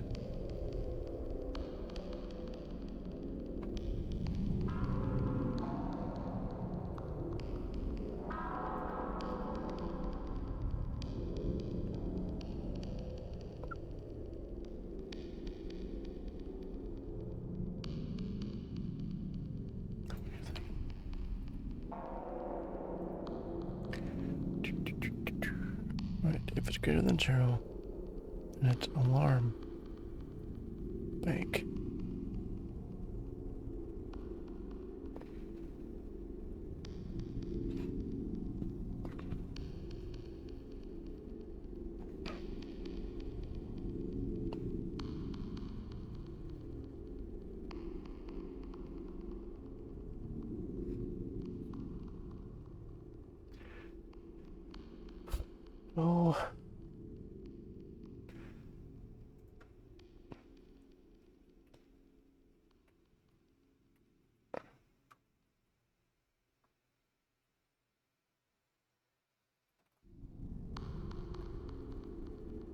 Respawn.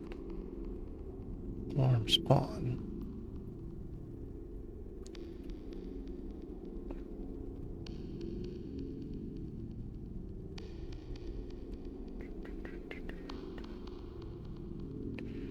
Room doesn't matter.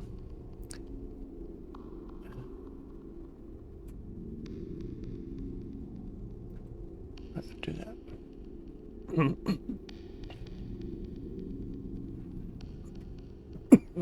Excuse me.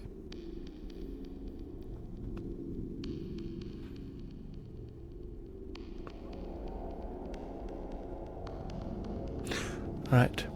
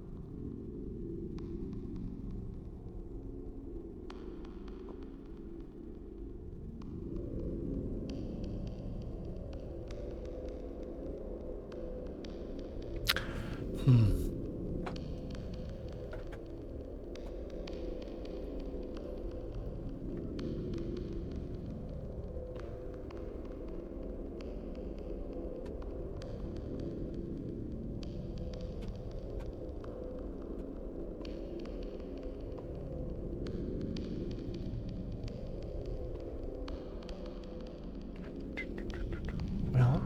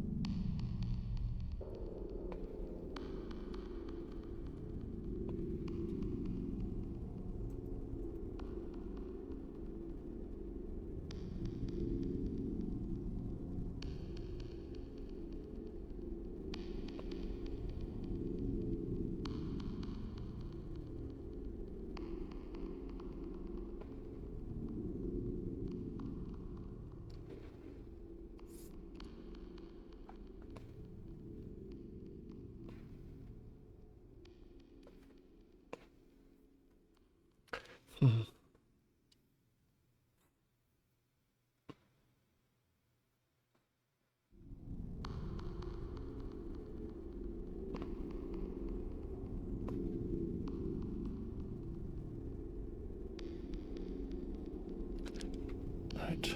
Let's go back to maze level.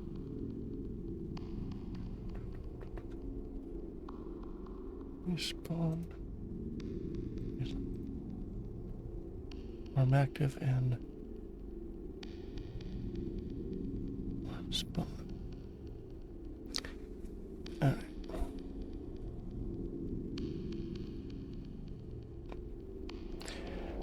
So if I were to go to the game encounter, add a device, and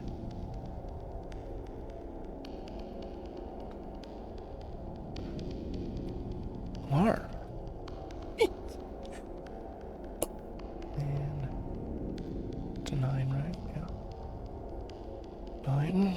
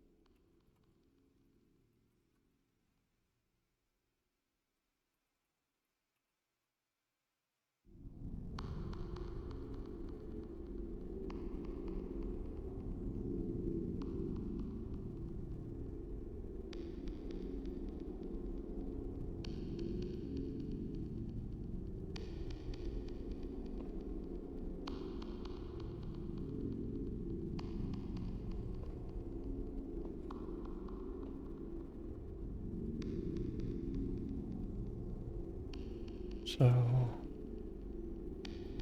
that.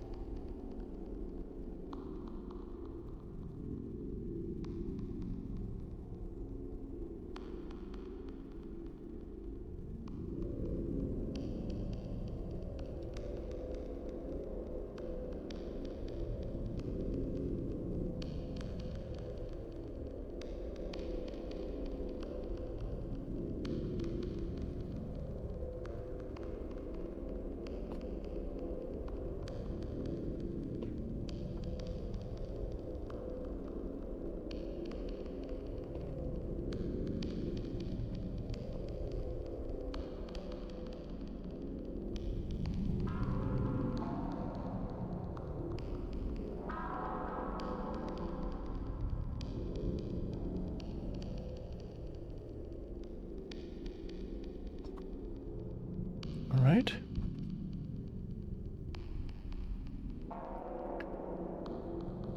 No.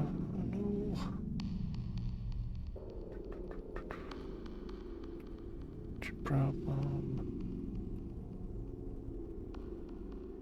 Cast effect.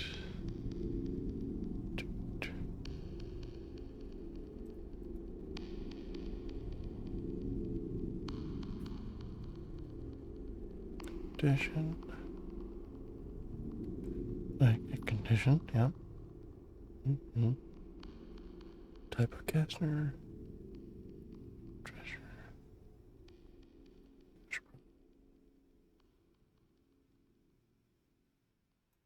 Destruct.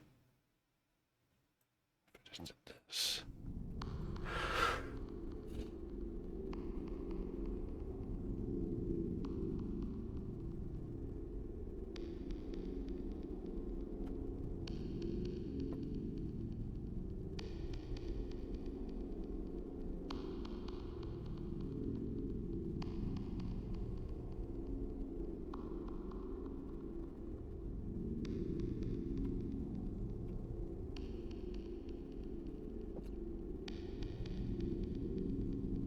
Okay.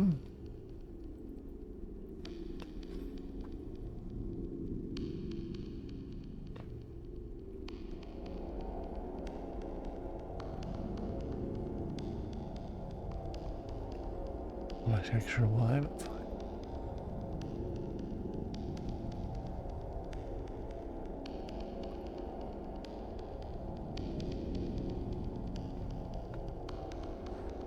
Mundane. How about mundane? Mundane. Okay, so what's your problem?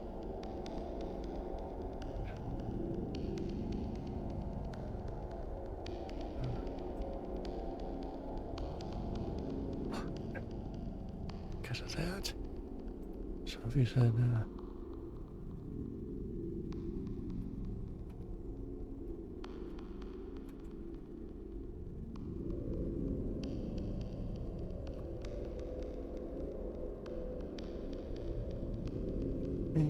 RPG effect. Because you have a name here. And you put here.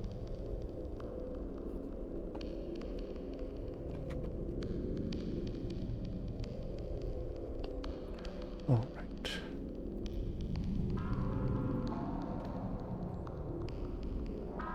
All right.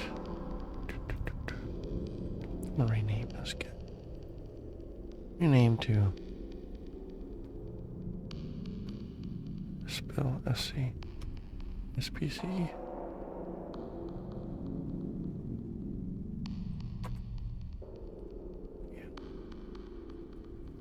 That way, I don't have to go through this rigmarole. Yeah. Aim collisions. Fun. Alright, so we got this. That's like you're basically saying it's a mundane spell effect. Alright. Now let's go to spellcast effects. And that's probably effects.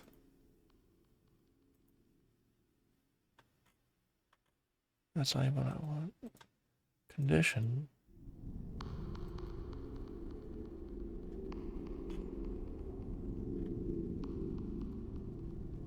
Condition state. Alright, now we have this. Let's call this. Oops. Stop all that, please. What did you do?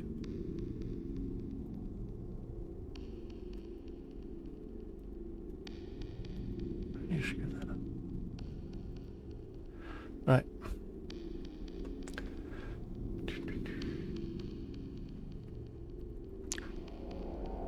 I don't want to call this. Alright.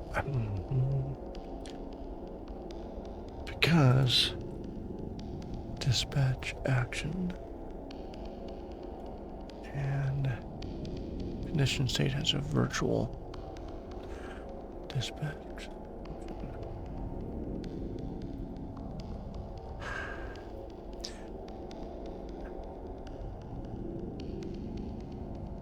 Condition state. What if I had on the spellcast effect?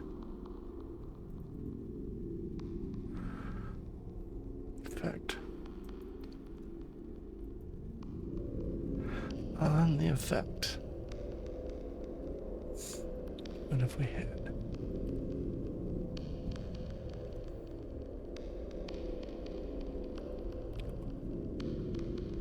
Oblique, what?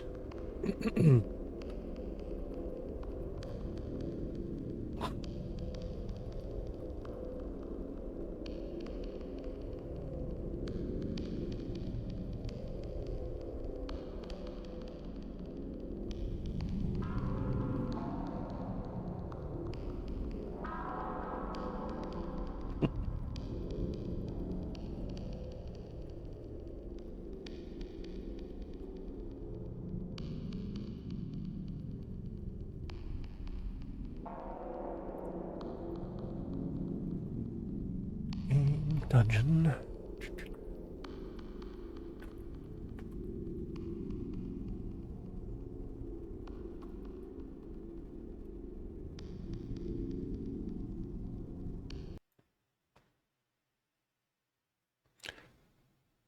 Stop that for a second.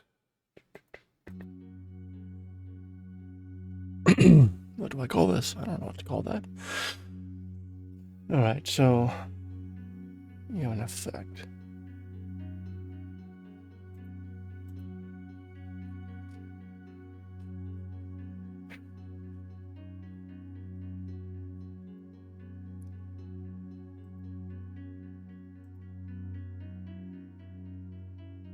And spellcast effect. What if I had a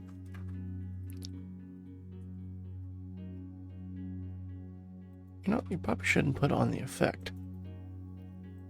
Let's not do it there. Let's do it here.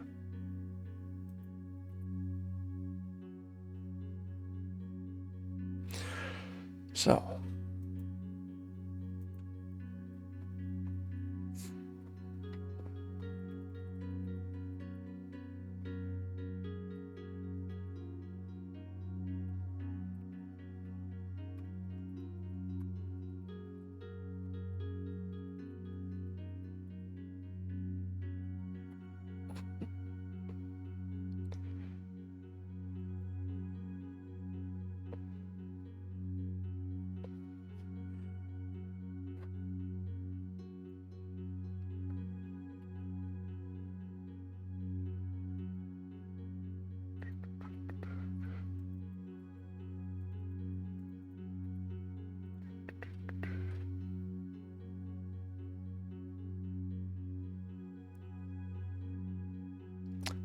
Alrighty.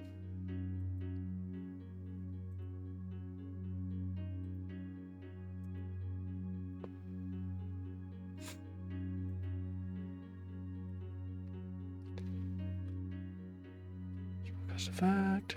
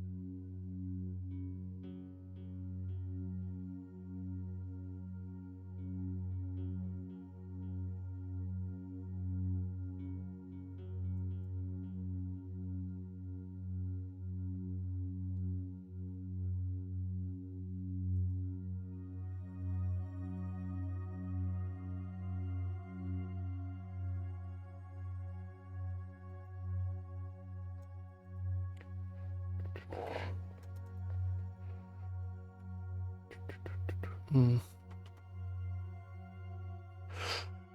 Hmm.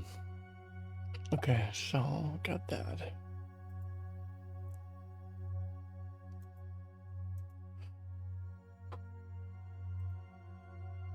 That happens.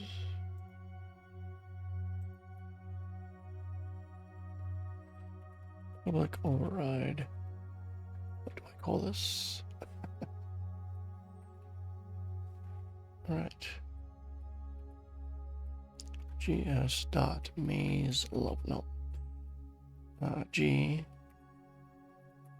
is the maze. Maze level.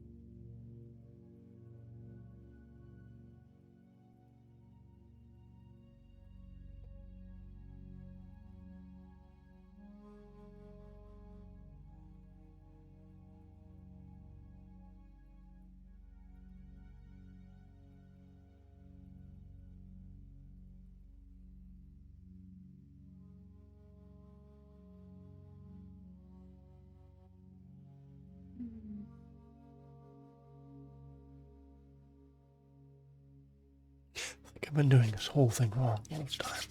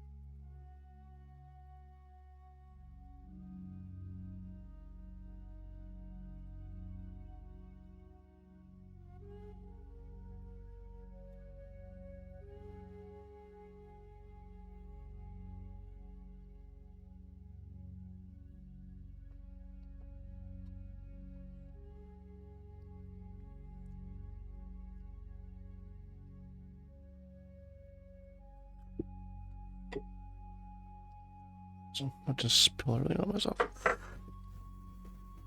Failure at drinking. Perfect. It's also very staining red. Most amazing. Yeah. Well, that's great. Done.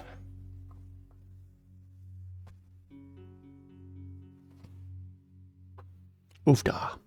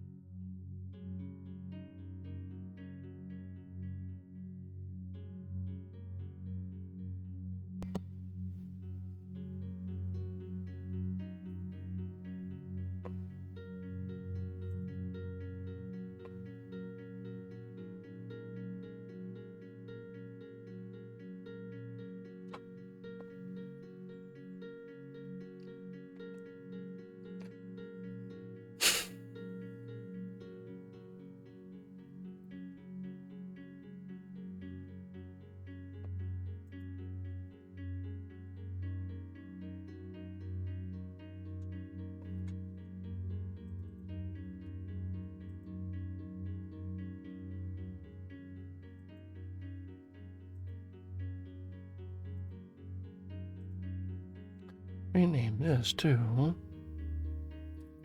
external effect roll.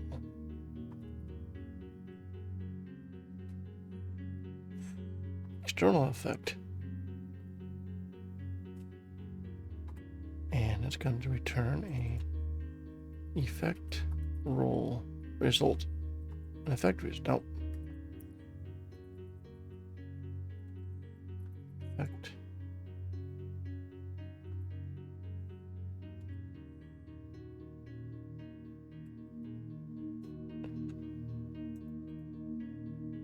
Definition.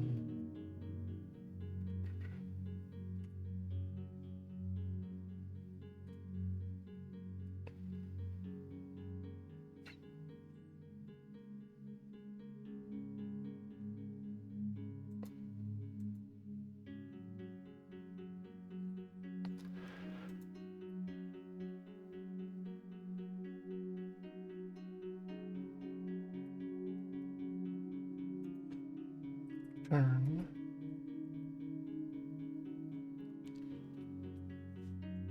Which is new.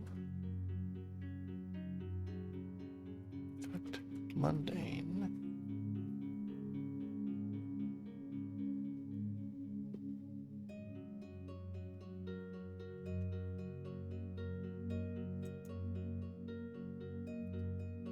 Pooh.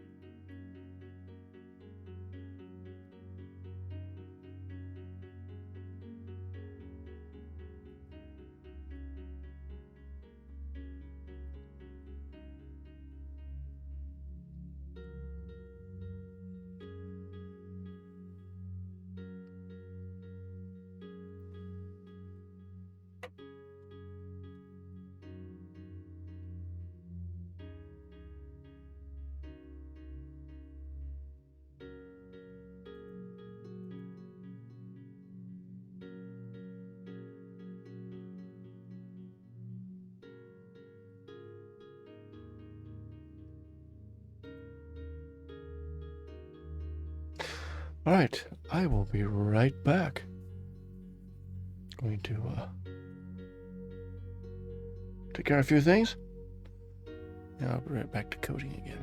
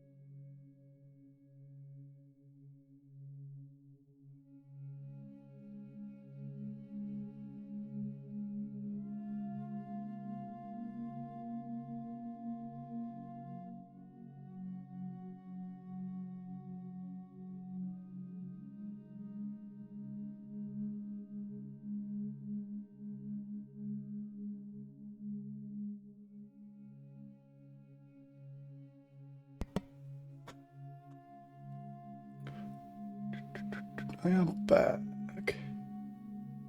Reactivating the stuff here.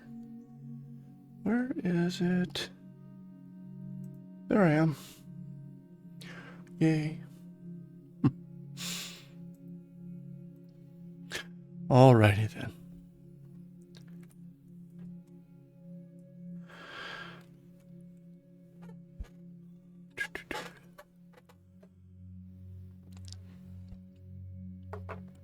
So in the game, there's things called effects and conditions.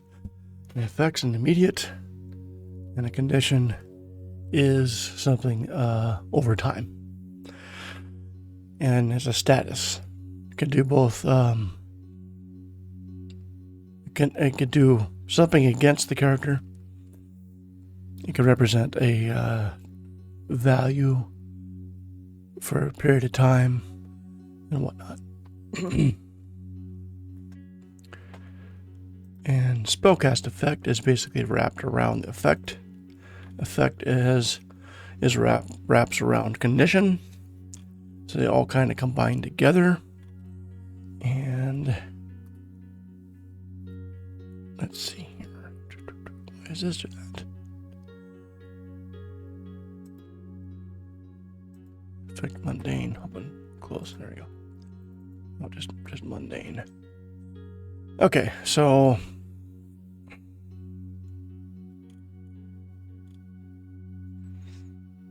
and an effect, you dispatch an effect that goes against that goes into the game engine. The game engine then can understand, like, let me go to the definition of effect. What's the effect aspect?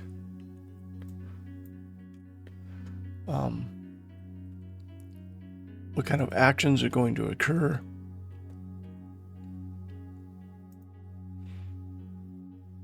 And so forth. What aspect it is.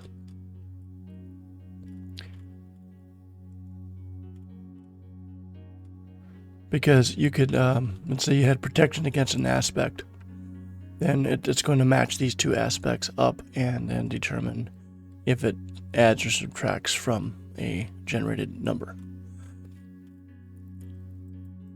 And categories, and kind of try to group them into specific groups. So technically you could have a healing fire and a harming fire, and that allows you to have whatever distinction you want to make between those two. Generally fire would be harming, or you could have weapon fire, category weapon fire, and so forth. And then the target then describes how it's going to affect. How it's going to affect the. In what way does it affect it? So effects are immediate, and then with conditions,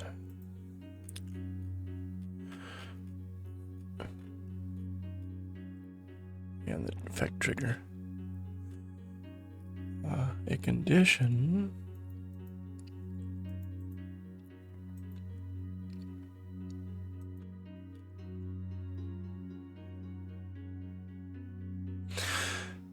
has a lot of similarity to an effect. So you have condition categories and status categories. They almost run parallel to an effect. But a condition status kind of describes what's on a character. So condition status is, you're going to have names. It's named more like, you're puppeteered, you're petrified, you're paralyzed, you're turned. It's your status. And the type of category breaks it down into similar to what effects are, but maybe a little more specific because of conditions. So they're related. A lot of times when I'm building these data objects, I kind of seem to look like I'm repeating the same thing, but just maybe a different tense of a word or something. So at some point I might want to condense these systems down seems like it could. Because halfway through using them, I'm like, I don't like how this works. But I should continue it until I'm done, and then turn around and see what I need to do to simplify it, harmonize it, and things like that. So, conditions, yeah, effects wrapping around. So when you have a spell, an effect is like a force of nature, something that happens, it's in the game. A spell would be more of a description of a unit of work, a capability. It has things in there, it checks to see if it could happen, and then deploys the effect that it represents if it can happen. Because I didn't want effects to operate like a spell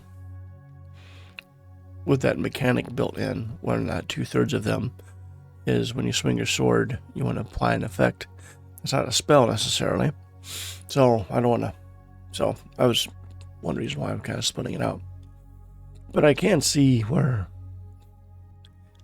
making these things more simple by reducing the number of classes could be a benefit. Right now they exist in 600 different places. It's kind of hard to refactor. So, no, not refactoring. All right, now it kind of came to my attention. A lot of these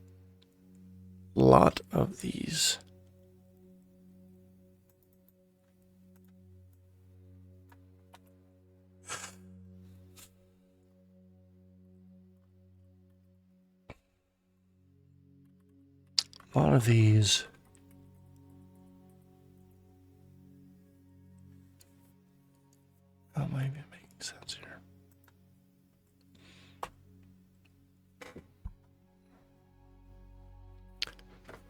Result value. Most of these spells, conditions, effects, they're data driven.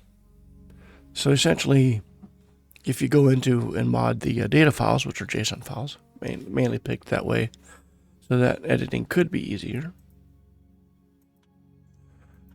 With that,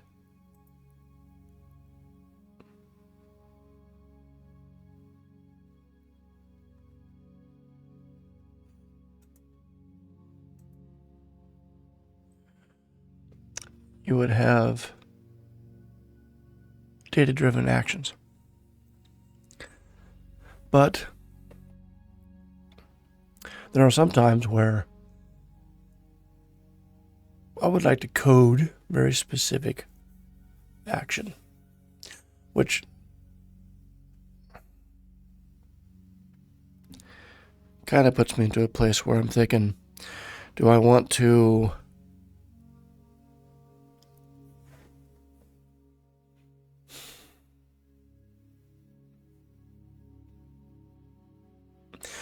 do I want to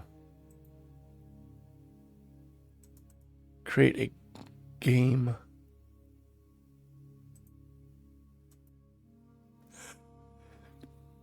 not game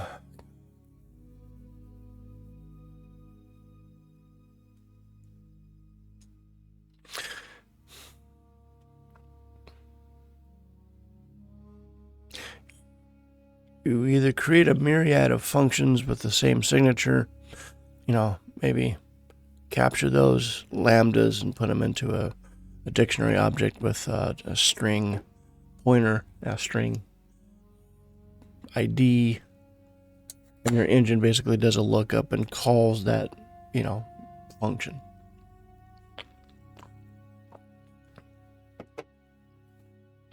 You want to do that. And then your data is just a matter of what IDs do you want to use. And then if you were to standardize data into data objects, then your data-driven is just basically document of all these data inputs.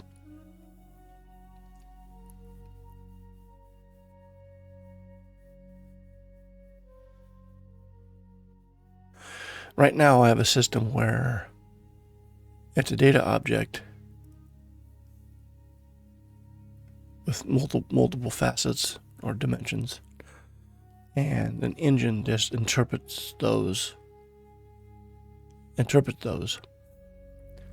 to perform the operations. So what I'm looking at here, when I say, well, let's go to the spellcast effect and create a virtual function, because I want to create a spellcast effect derivative that I want to bypass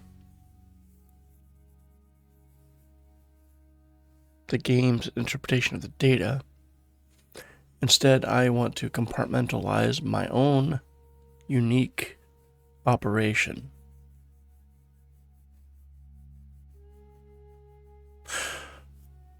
Otherwise, what would it look like if I didn't do that? Well, let's go to these effects, and excuse me, go to the effect actions.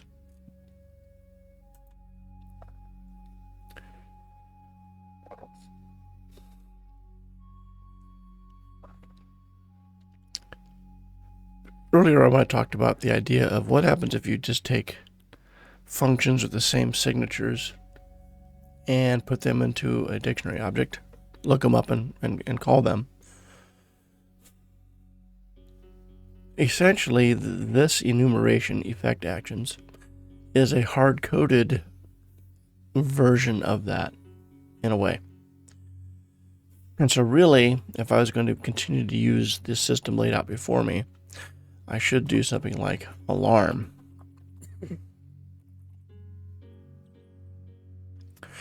And because of that, 99 references.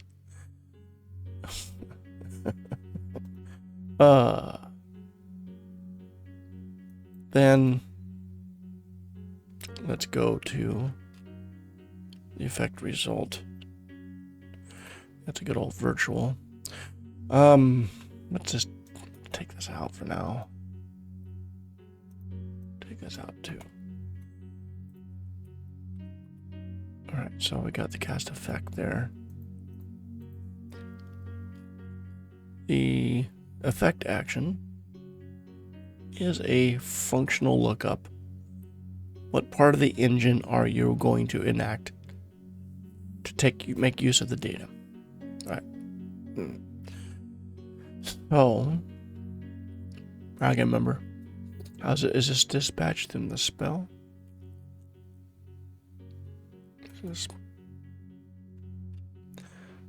Okay, so in order to dispatch ace, you call this.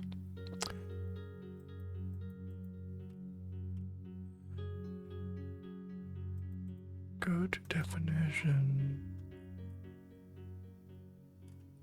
Yeah, I see.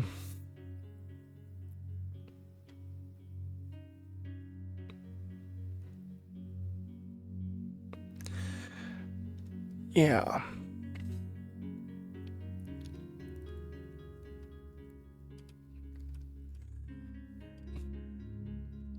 Harm, heal, death, exposure, strength. These are all based off of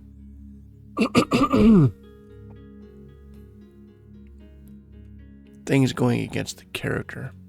But in this case, I need to go against the world.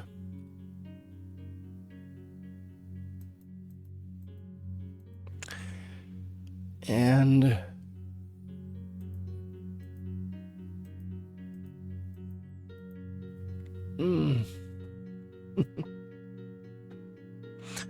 so dispatch has 11 of these. Let's go take a few.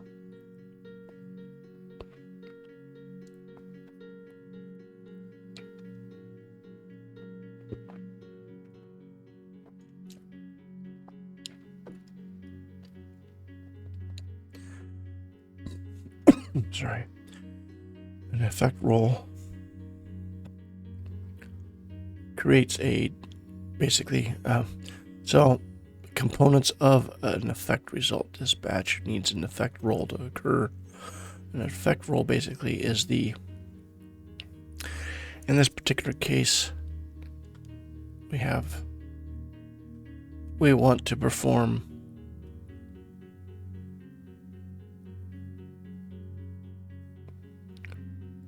we want to see what this action occurs.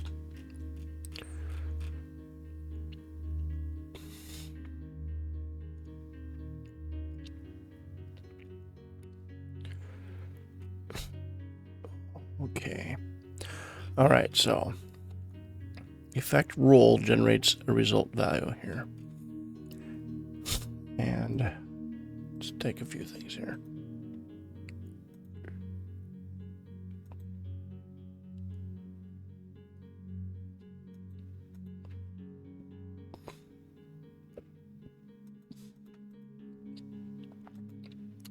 Has action.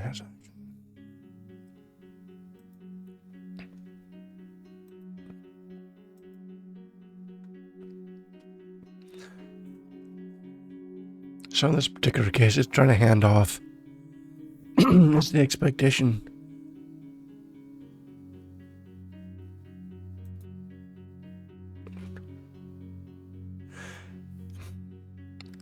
I'm speaking gibberish.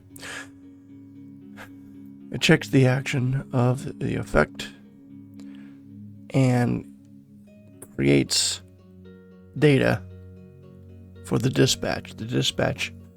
So this decides what would happen.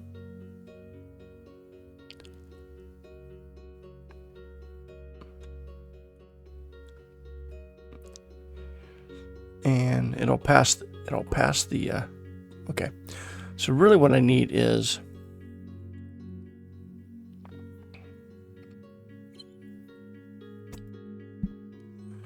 effect result value. Let's go to definition. Right. Right now we need a public record. No.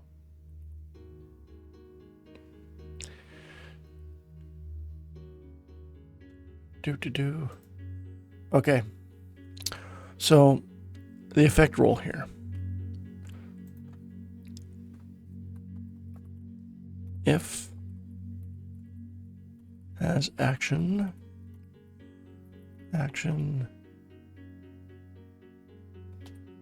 What's the action here?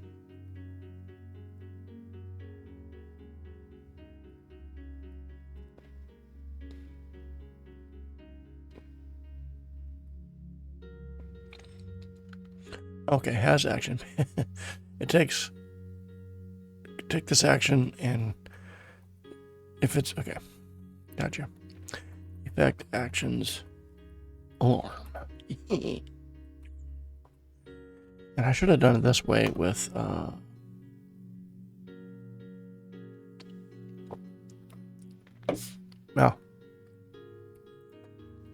increasing the chance of monsters to attack you. Okay, that's immediately. We're just going to return. We're saying we process this. What's the check?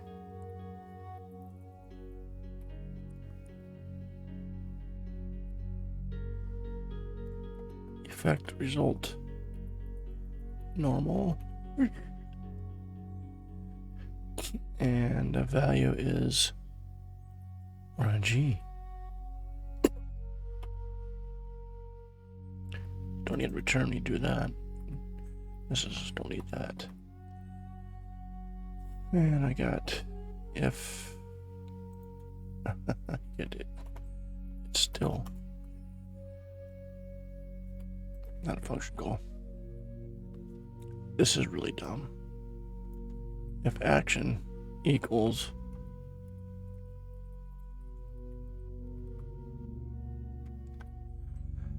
alarm.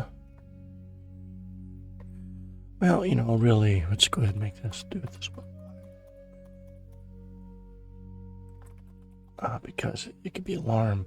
Let's go back to alarm. We'll just go here. Go definition.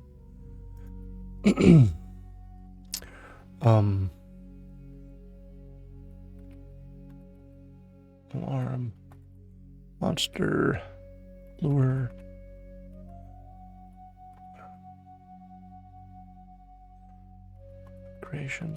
Migration. And then effect actions. Migration. There we go. Just an example. Basically saying alarm, migration, and whatever else I want. We'll put it in here. Now, what I need to do is have a function off of, let's go to here. I'm going to put off this record object. Quite frankly, this probably should be a class.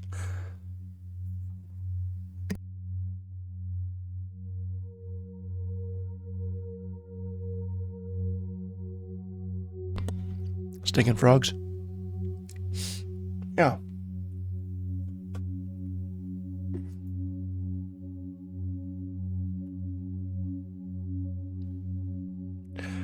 Alrighty.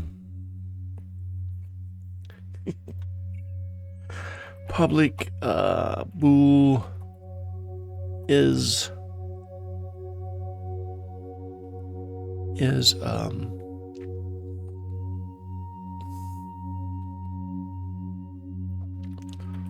world effect.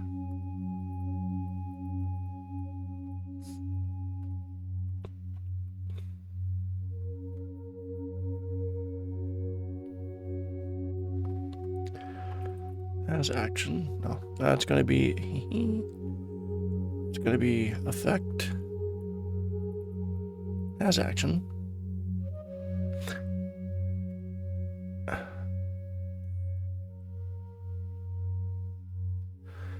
What? Once again, gotta stop using the same name.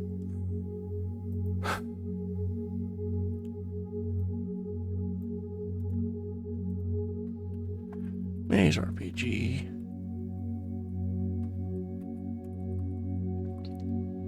Maze RPG lib. Oh. Maze RPG lib. Effect has action. Pass in the effect action.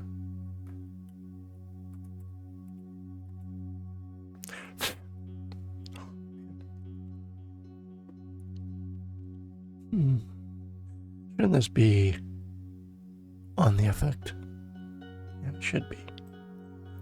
We're going to go to the effect object here. And I think I have a bunch of is others. This action has effect. Public. No. Static effect. Isn't there? Why do you not have? It's under game rules. Let's look at game rules and calculations.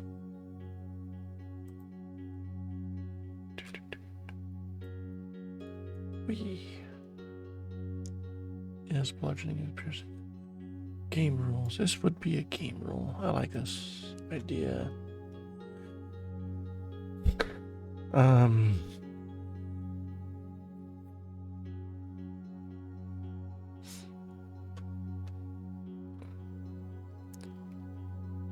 conditions.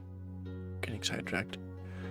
Has action. Yeah, that's where that has action comes from. But in this case, we're going to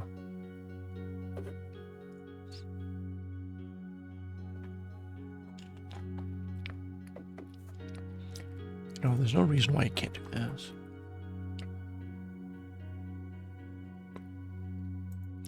I think there's a reason why I don't do this.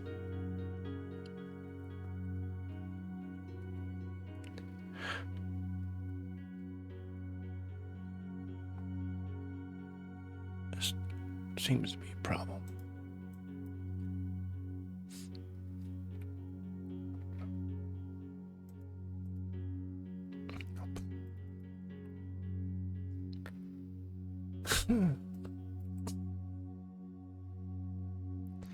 Yeah. Rebuild that solution. All kinds of fun.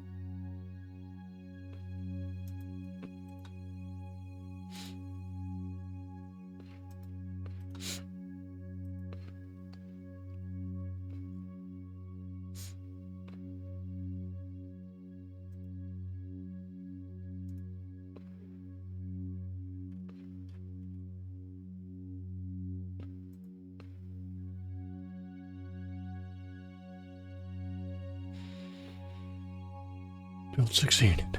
Yay. Let's get to the rules calculations.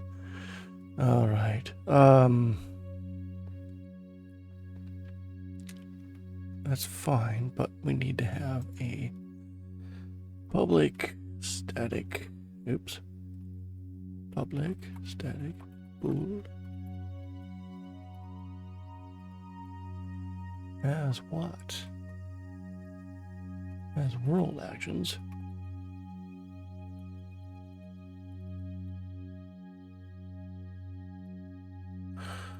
This effect actions. Excuse me. Effect.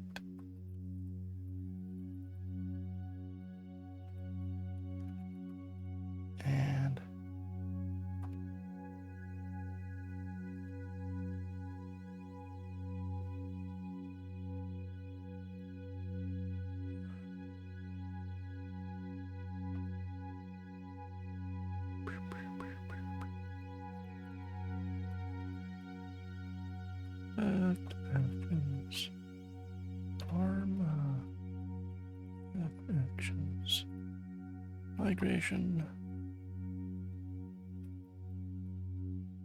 Any.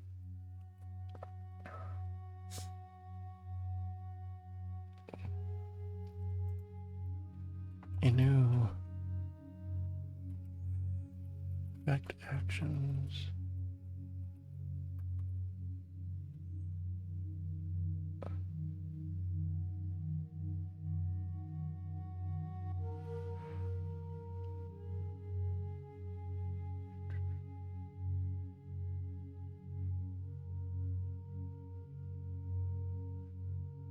You just need to do this. Quit trying to be fancy.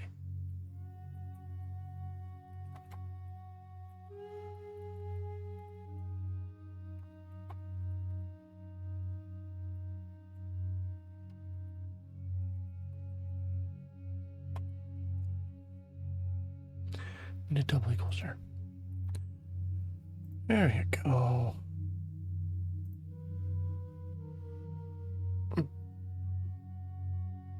Has world actions. All right, what do you do with world actions? Well, this is what we're going to do with world actions. All right.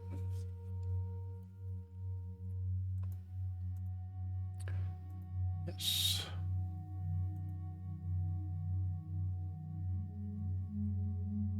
Do.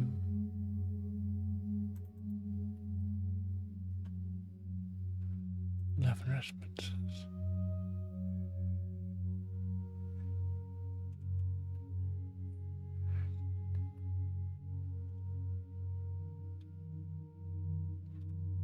Okay, so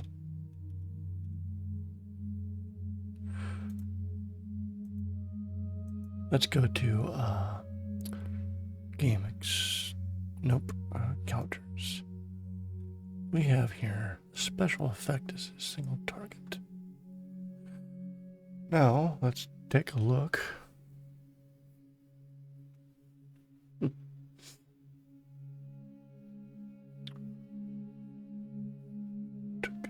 Target. Here's the effect roll. Now, we're not going to dispatch anything. We're going to Here's the dispatch. Now, depending on the dispatch, if SC effect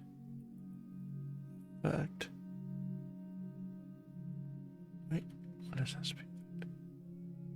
There's a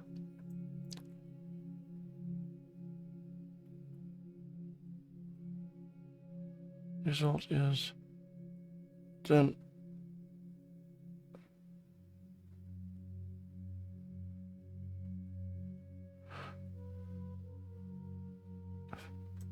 this goes to dispatch.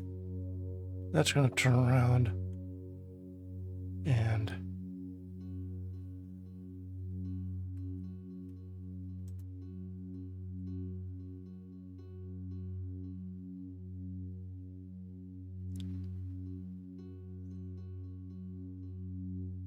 it returns a spell result to indicate what happened.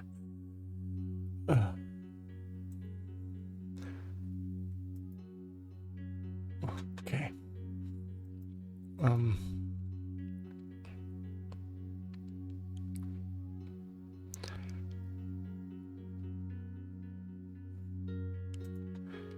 If result effect has world. Oh, it does not work. Really? Effect action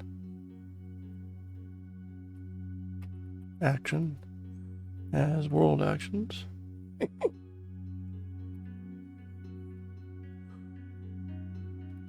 Then we need to do something else.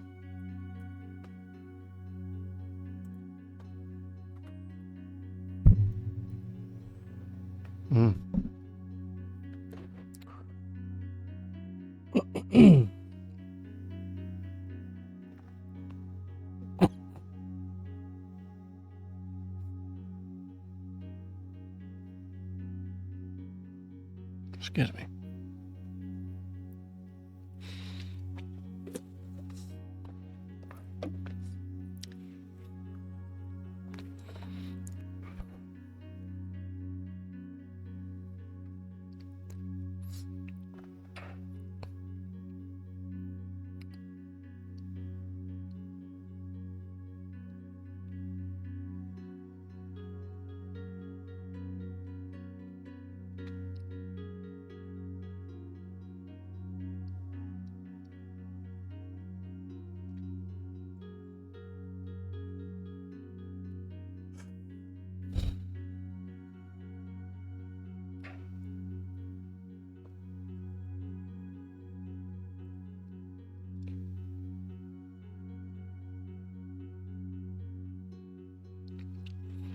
All right, so do the effect roll.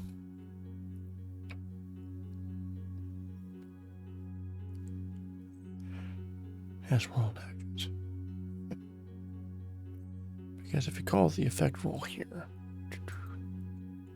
and the effect roll said A. Now what I should do is this instead now. If action as world actions.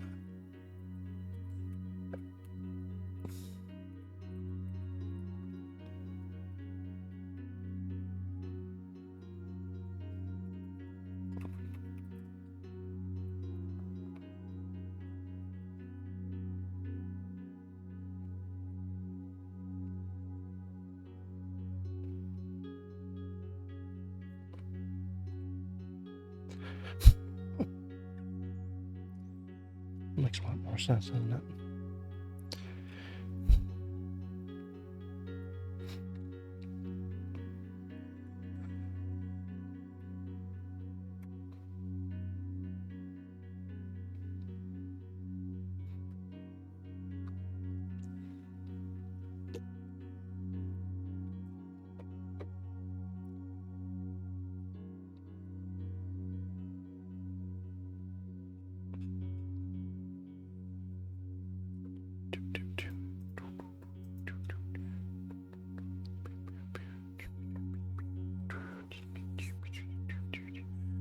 So, check occurs before.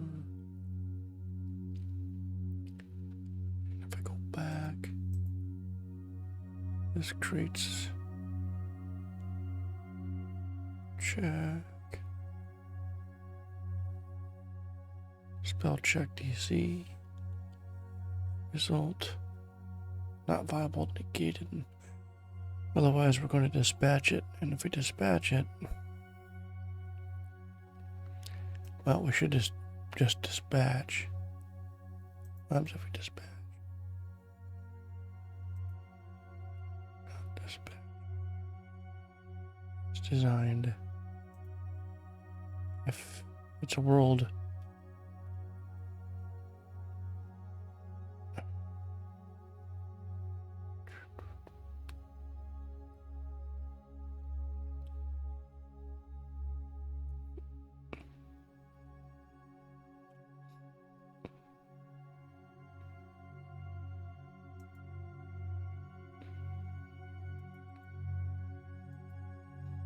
Dispatch effect result.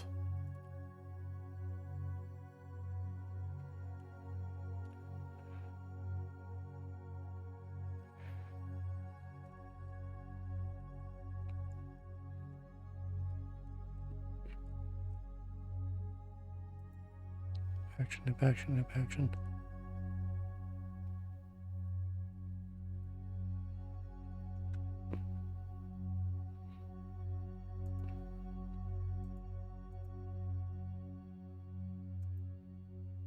Let's return this. Doesn't do anything.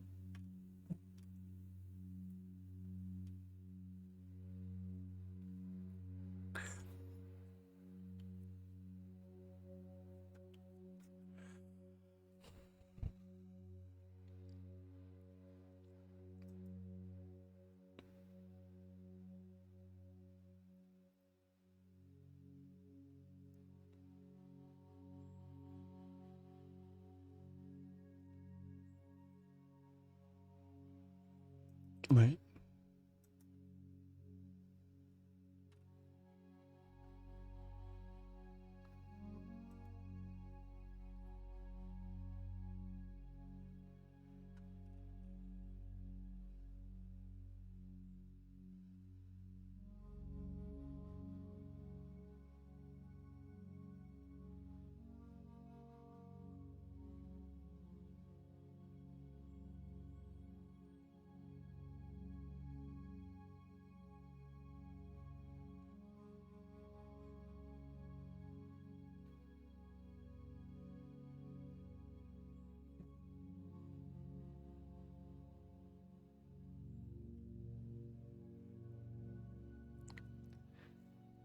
Dispatch result. Spell result.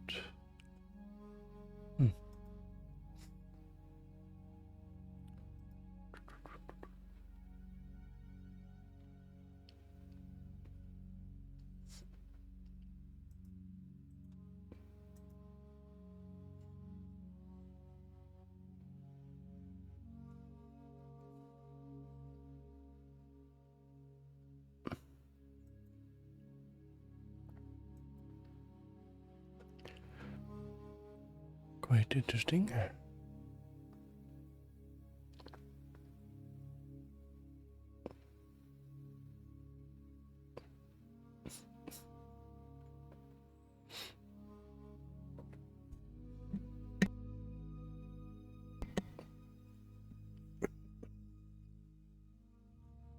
How do I intercept this? Where do I intercept it? In this particular case,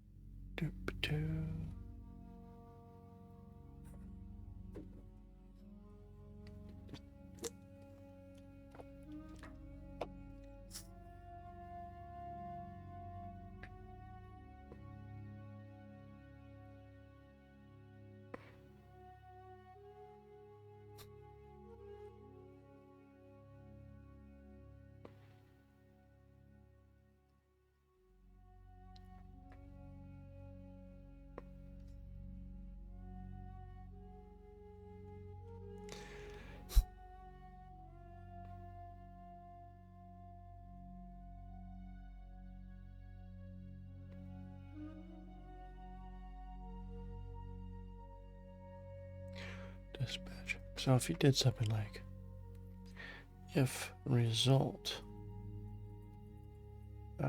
effect action has world actions, then has world actions, then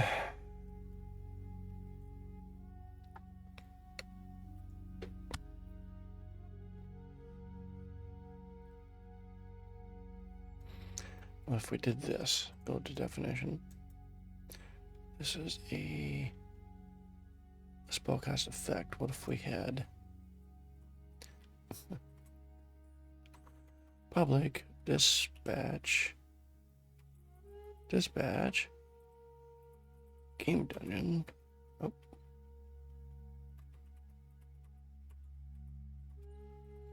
game session,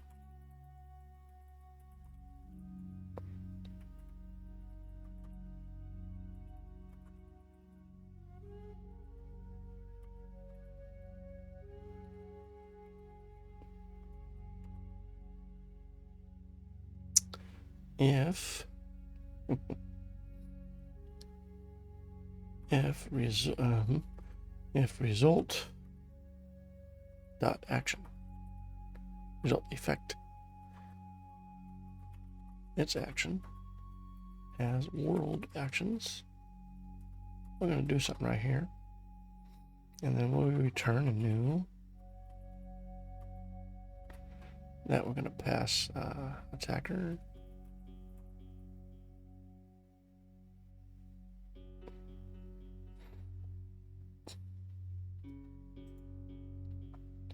Well, what do we do here?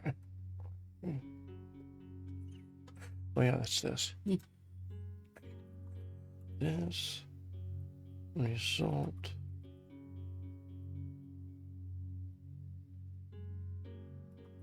no dispatch spell results status.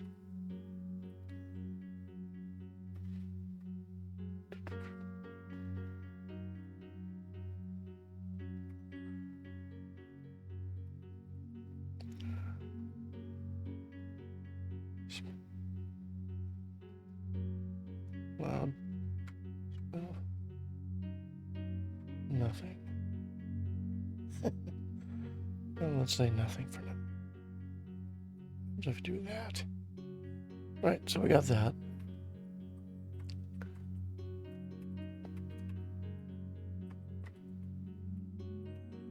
Else.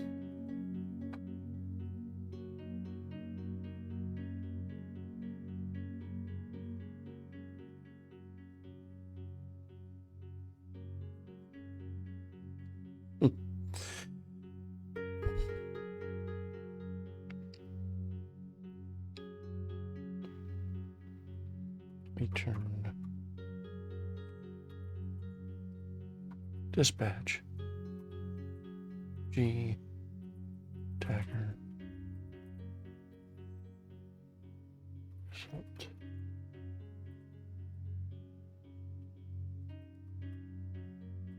Right. And if we go to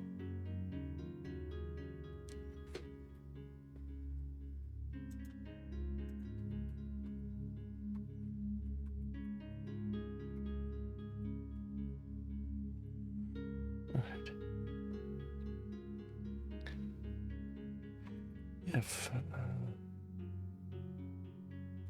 result effect action equals harm,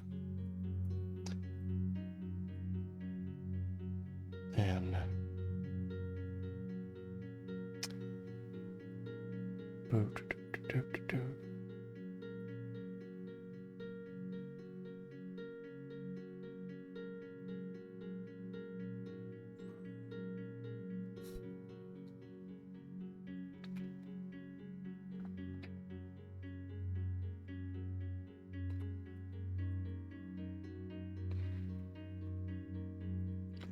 G maze level of GS maze party. Current room.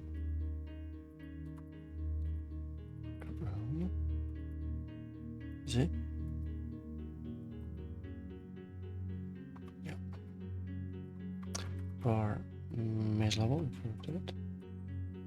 To do our effect is equal to this as effect.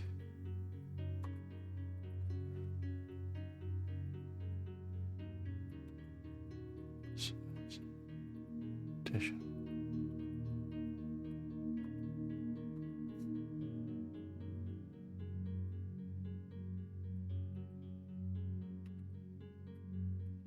CMD-EFF. All right.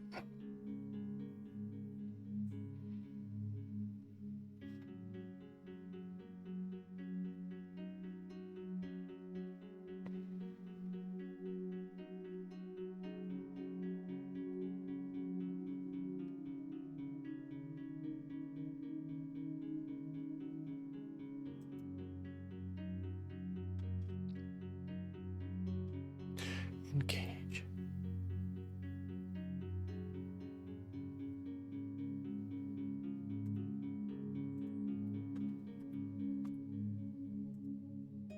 There we go. Dispatch.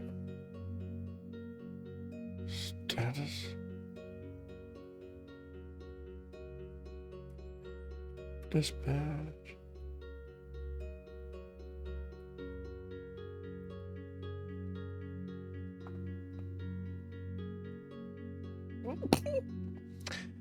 All right, so dispatch occurs, and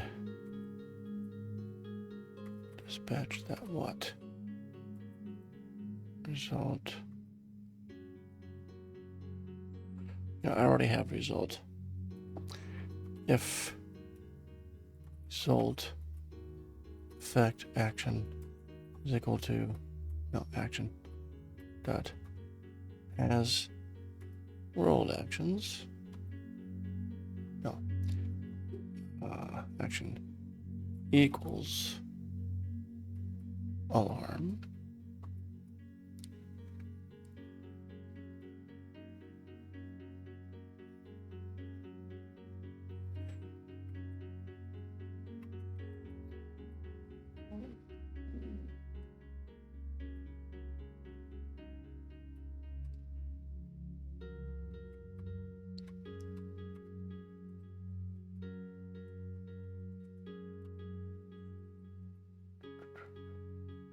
No, defender has not. We can just simply say, no. We just need to say this.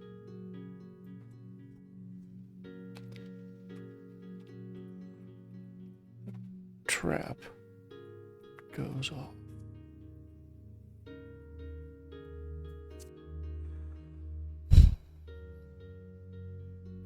Else.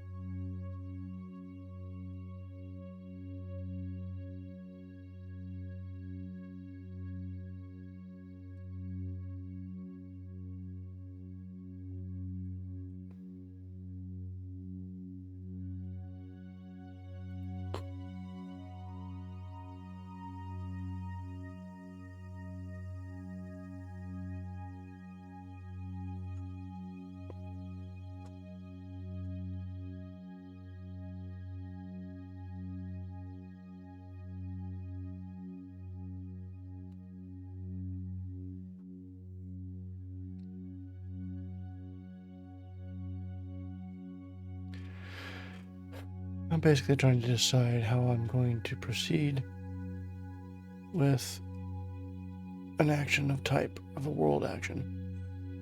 Do it.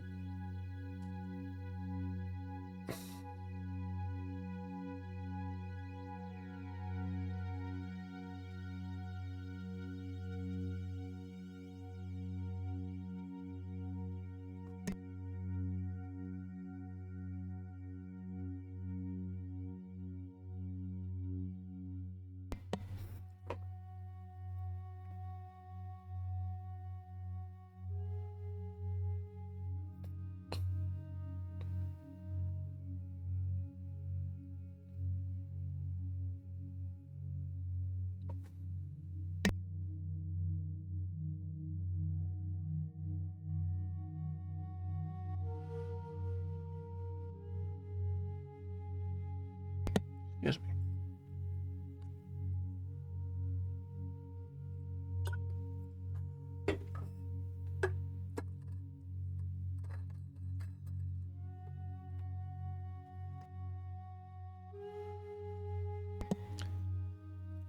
Alrighty. I don't like this at all. So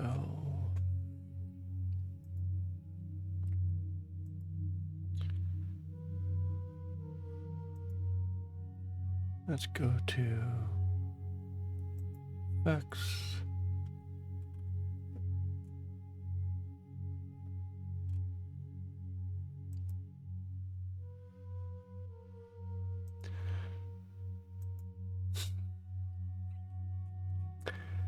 All right.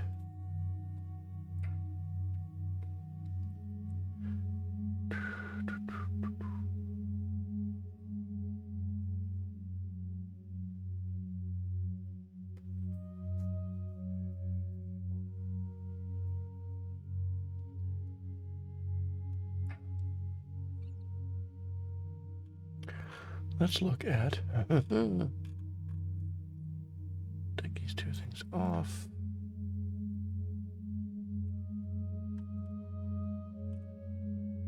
We should have some error lists coming up.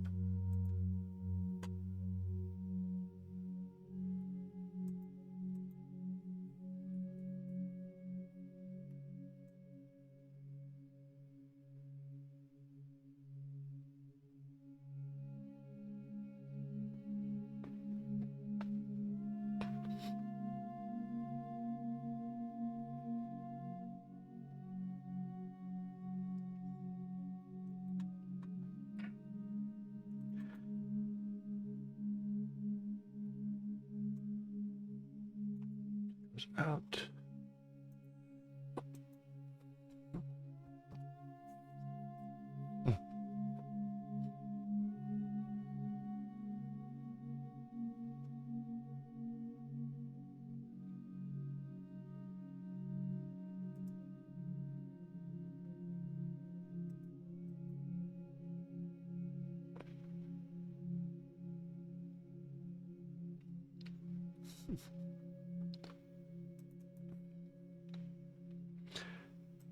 Don't do that there.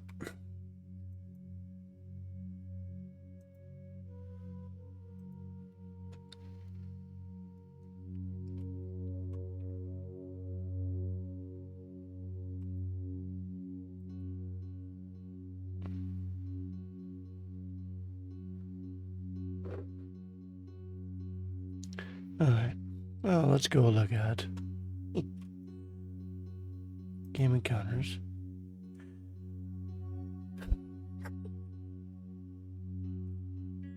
Excuse me.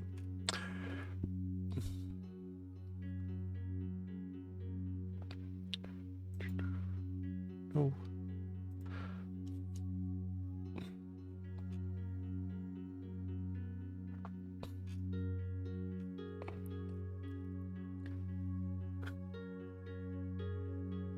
Trap party.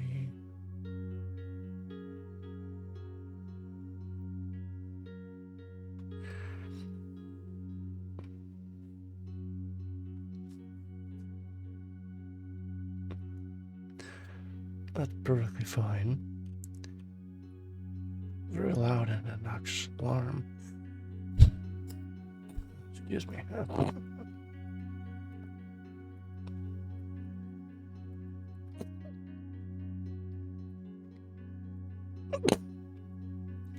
New condition.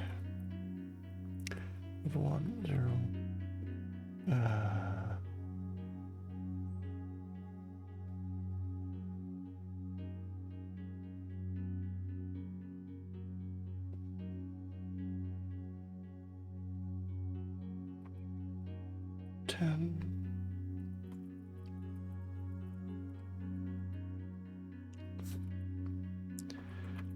Condition. Status. Same as.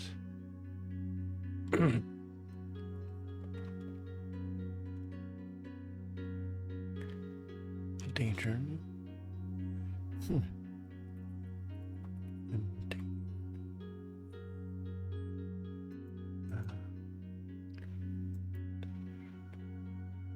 Endangered.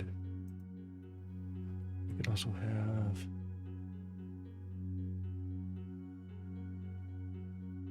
this particular case. Or you have exposed.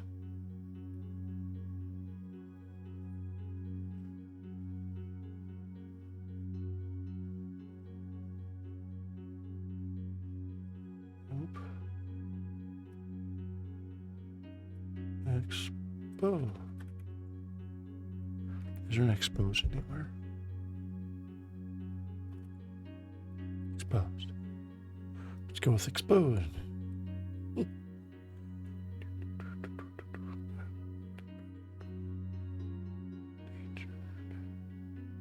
Exposed. Exposed.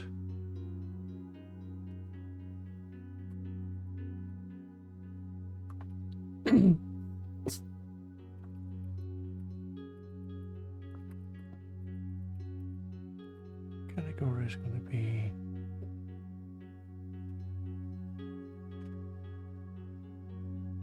vulnerability,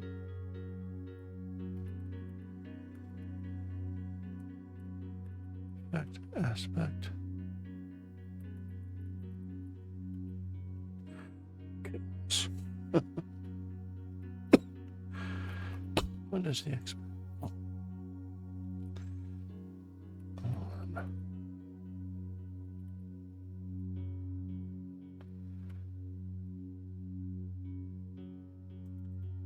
Definition. Nah. We're going to do mundane. 0, 0. True. False. All right.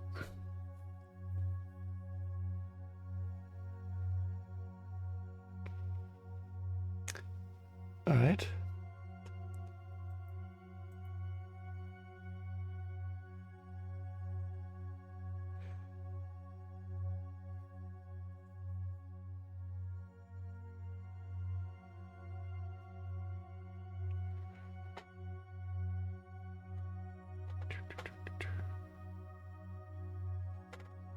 Let's go to 9 up here.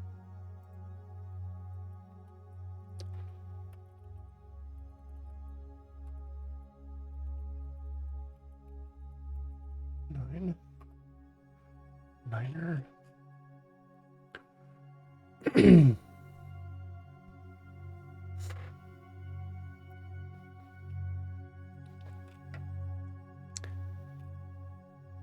All right.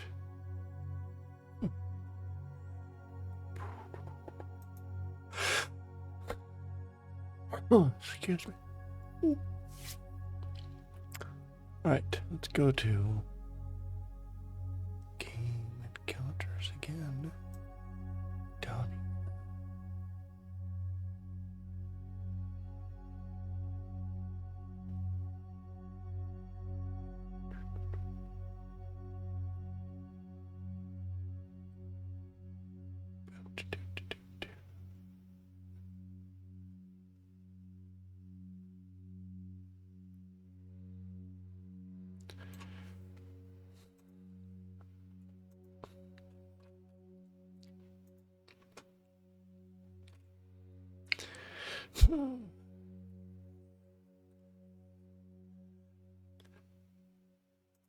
And bar alarm present.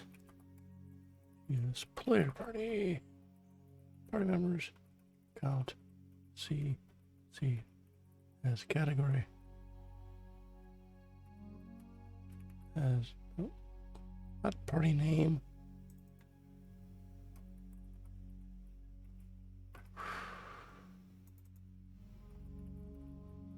Category status. Condition. Category of vulnerability. Condition status. Condition status. Exposed.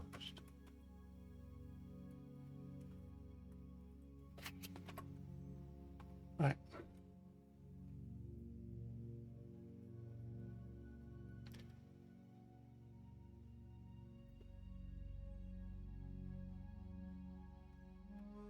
If alarm present greater than 0, then what we need to do I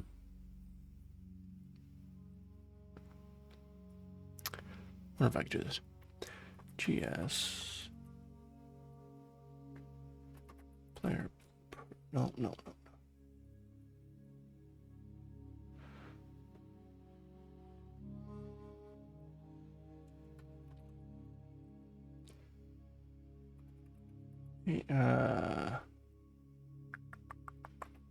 GS.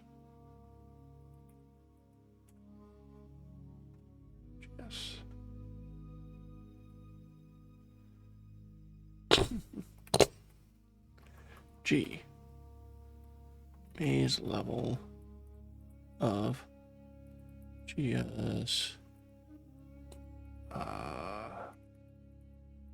Maze party. Current room. Z. Or ML.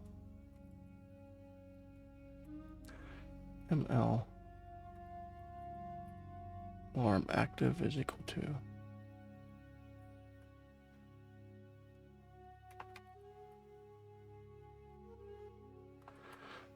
Let's go to definition. Boo.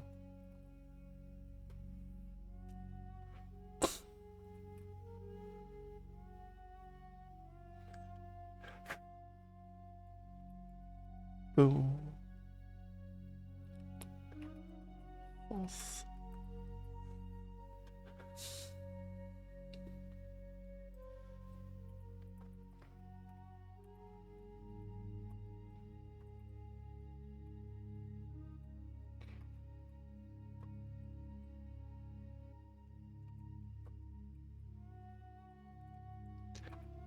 FML alarm active. Then if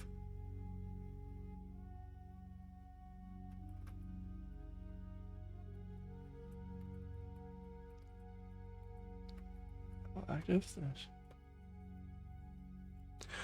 If as active and alarm present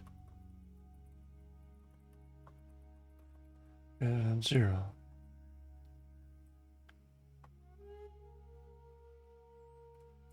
Is equal to 0.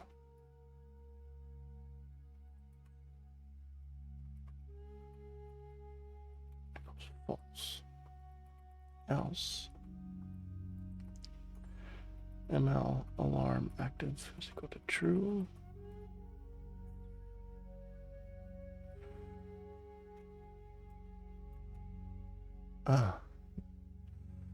So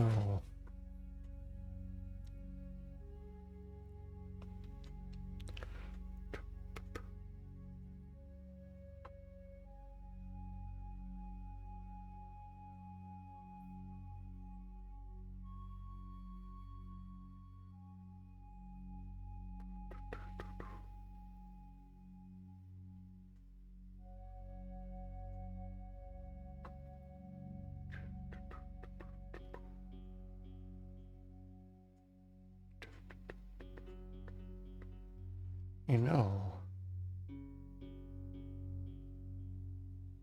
going about this wrong.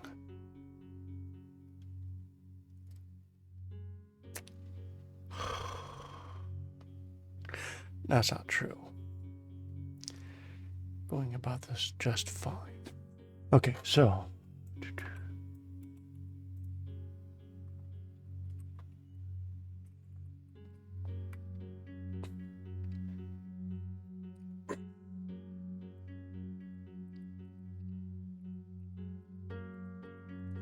If alarm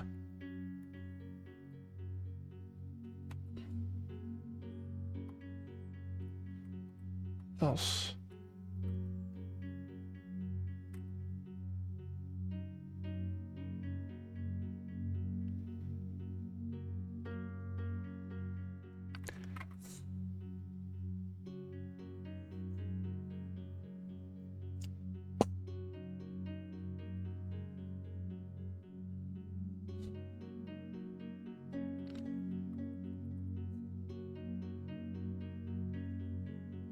There we go. Okay, so condition of alarm present means you're exposed. All right, if you're exposed, let's go to the. We're gonna go to the. Where are we gonna go? Well. We need to go to the game counters above. All right. Let's go to engage. Now, engage means. Now, engage gets called if something happens. Ah, yes. So all we gotta do is this. If device ID is equal to 9,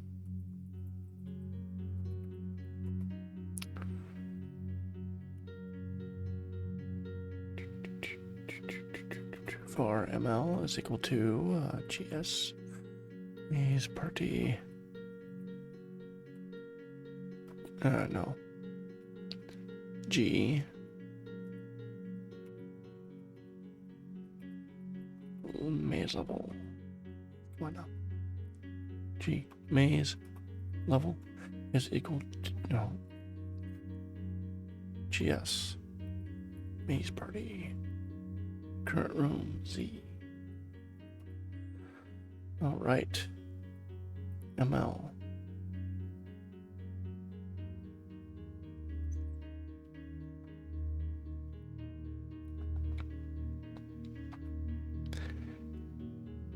ML dot alarm spawn equals new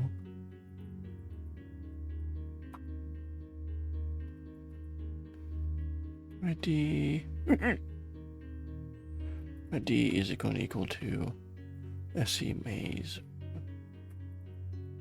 0 SC maze well technically could do this.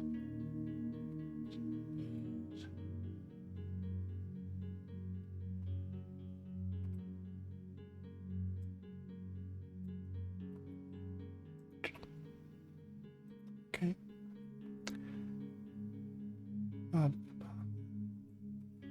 For 3 equals 0.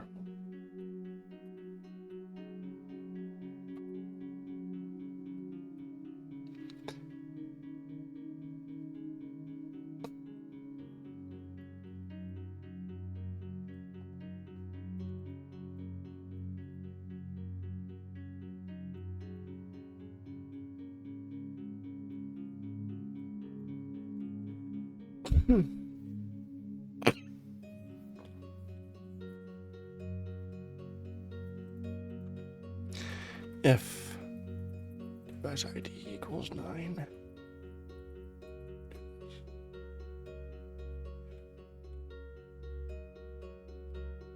Generate should have game dungeon.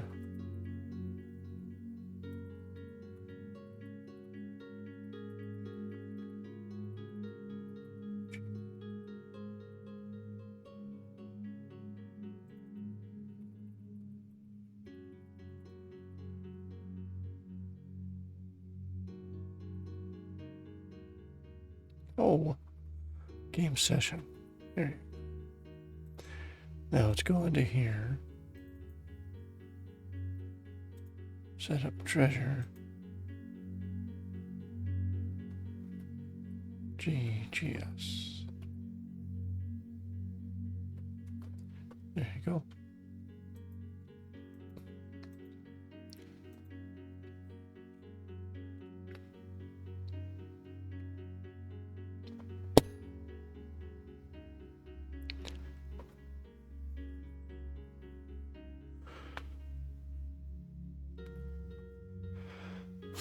All right, now, so what I decided to do, we shouldn't be using a system at all. Use conditions. They're your flags. It's something that needs to be done over time. So use those, okay? And then on the trap maker, it's going to set the level's alarm spawn. Later on, I will add some other things to this trap treasure device so that it could be adaptive to your character, your party level, or the Z level of the maze.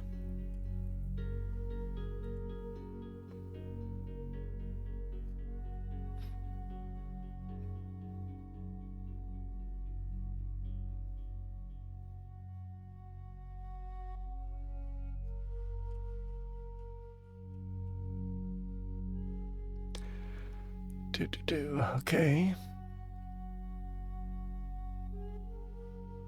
Oops.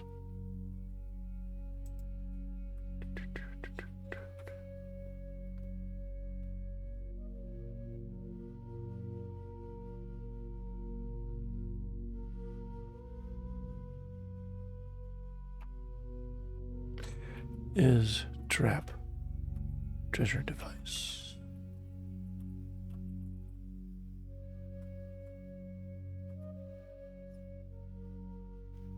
So new condition.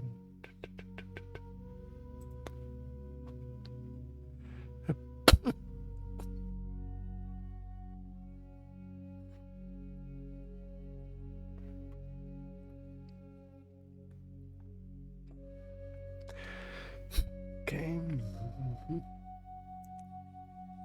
Right, now.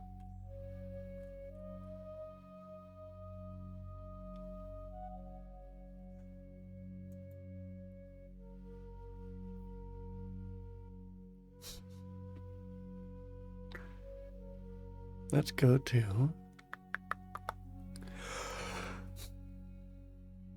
down here.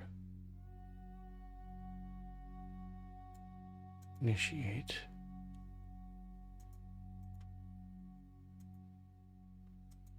Counter. All right, generate spawns clear.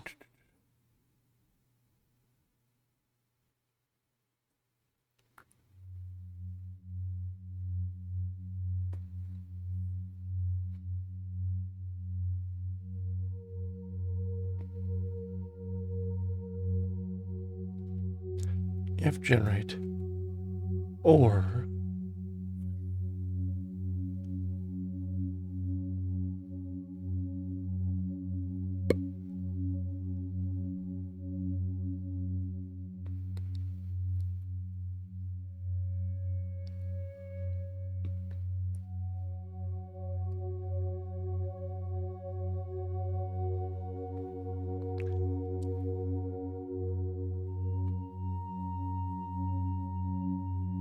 I think.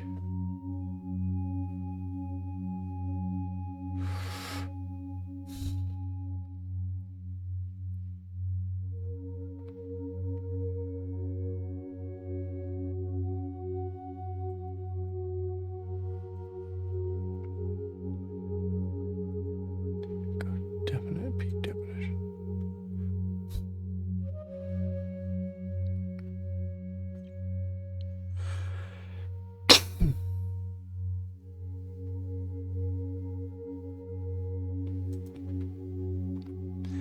If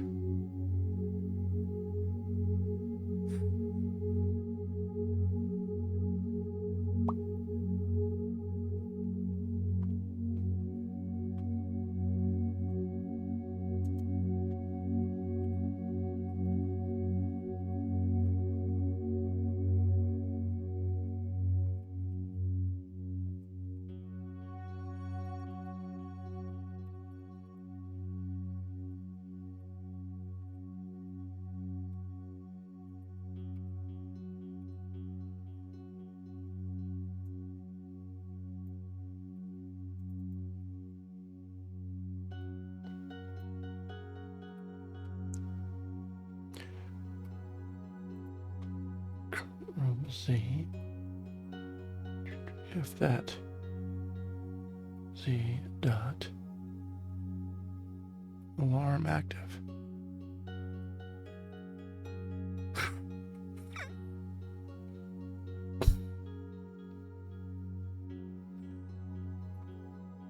Spot ID is equal to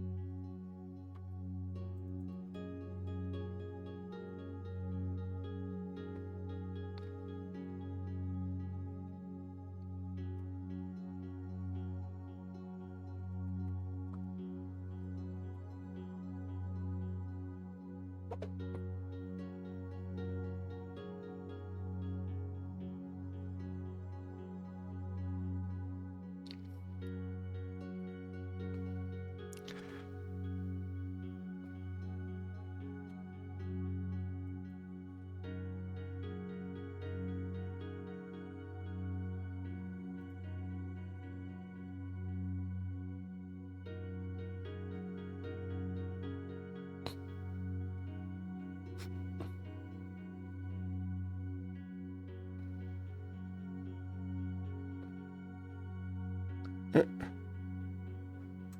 don't need to cut and paste that. Goofball.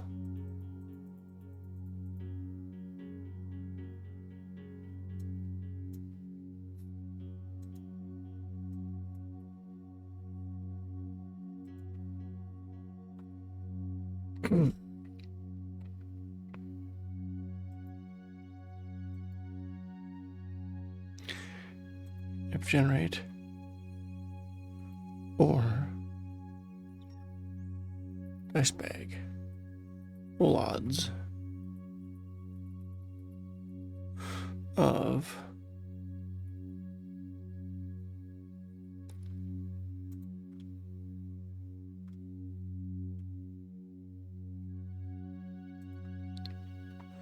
ML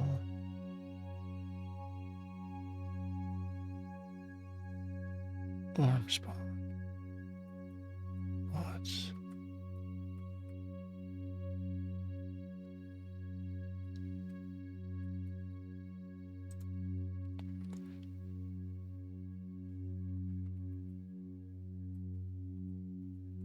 And ML active. Actually, I should say if ML alarm active and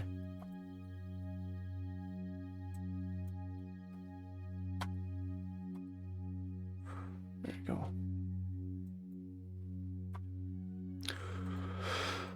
All right, alarm bypass.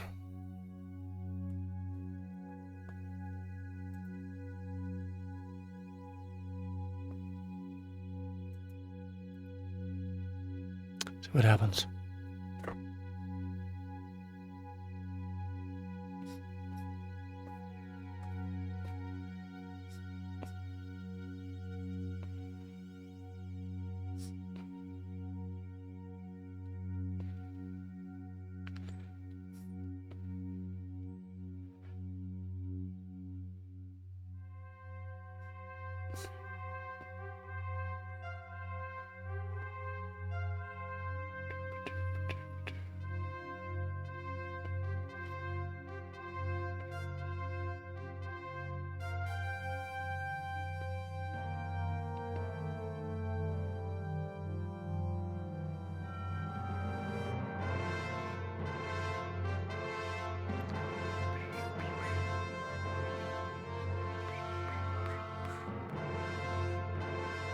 Oh.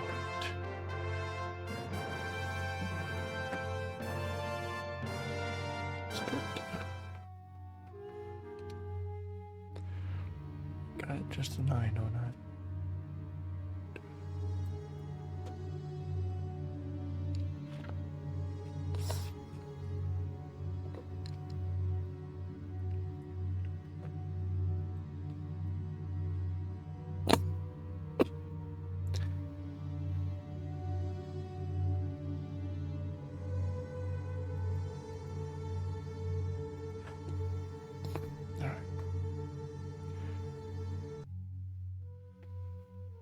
No reference, huh?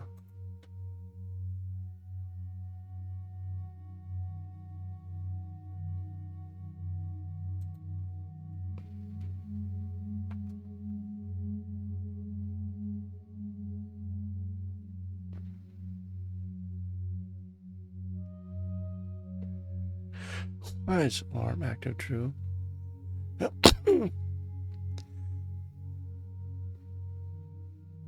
That's why. Dumb.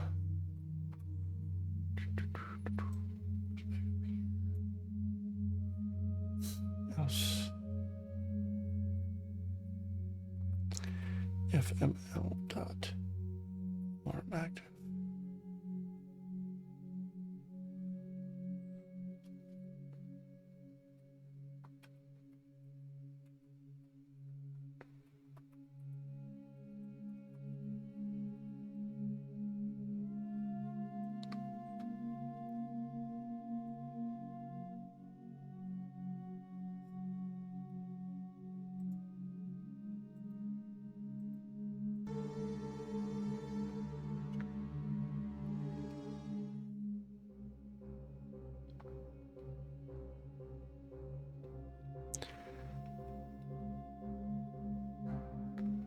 Monster meat.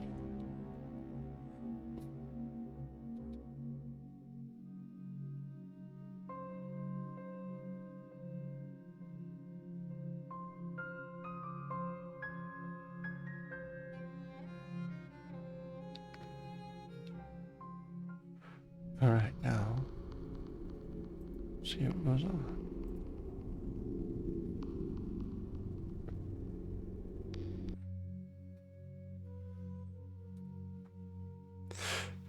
Very nice. Interesting.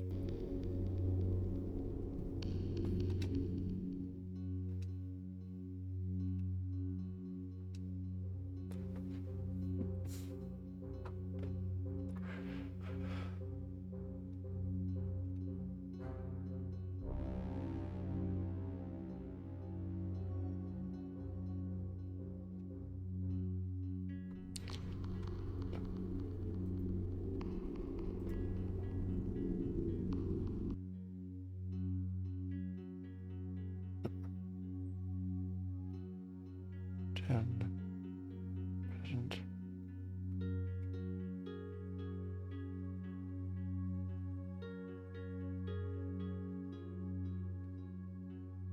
And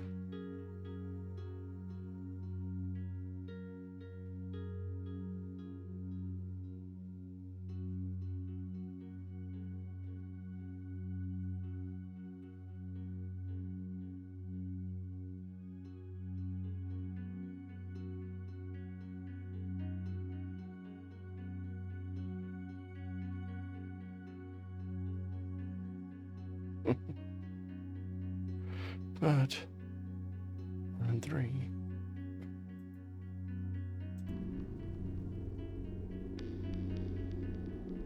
What?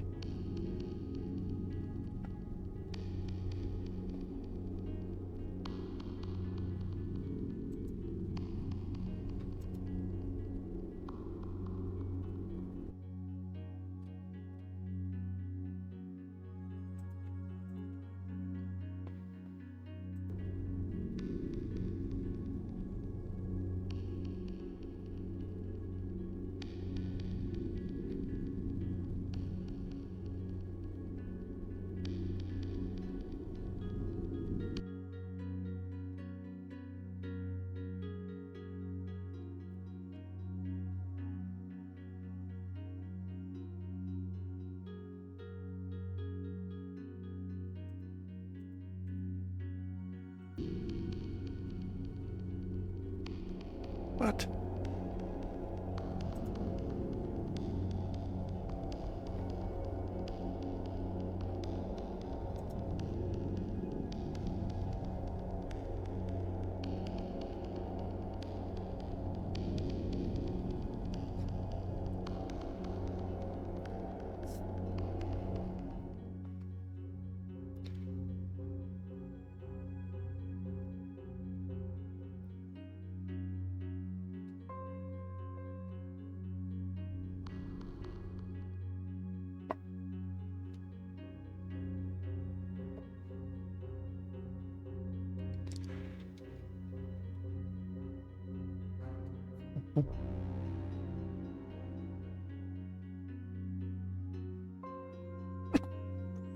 Perfect.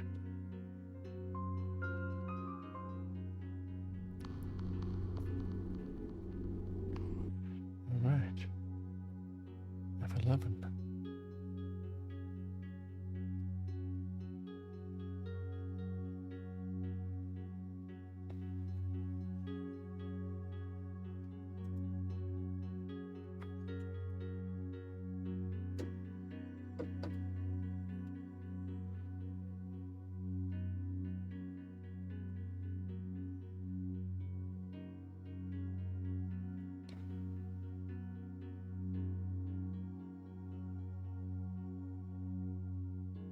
Oh, you dummy. It's not that at all. It's, go back to game extension. Come here.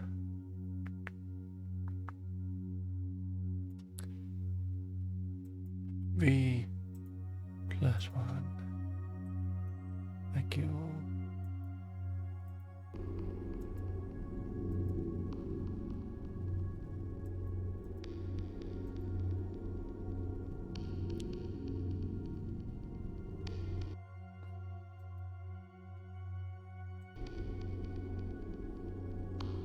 What is now wrong? Oh, because I haven't.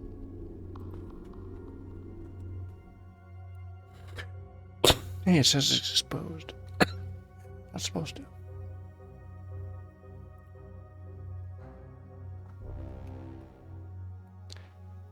Right.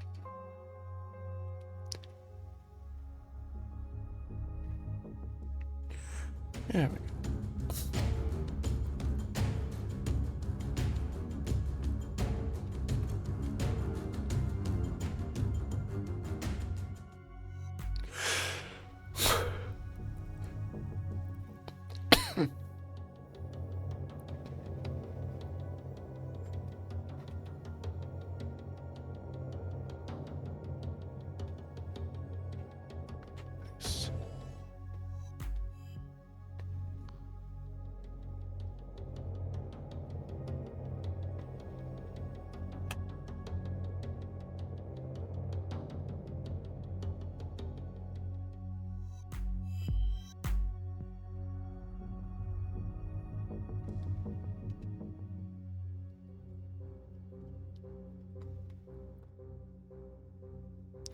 Open that chest.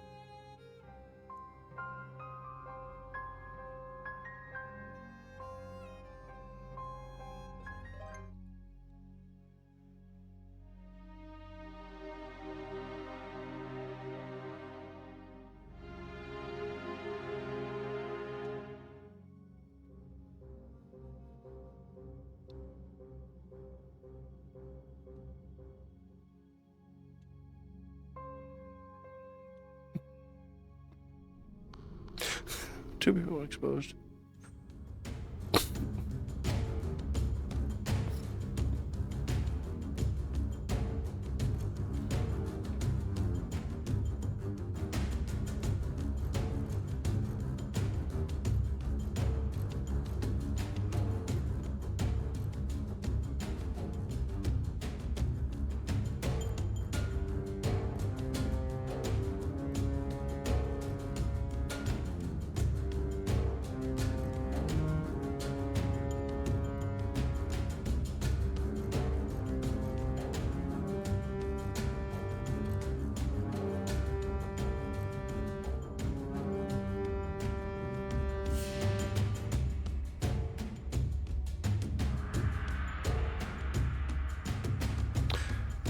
Come on. I really need to make that check. I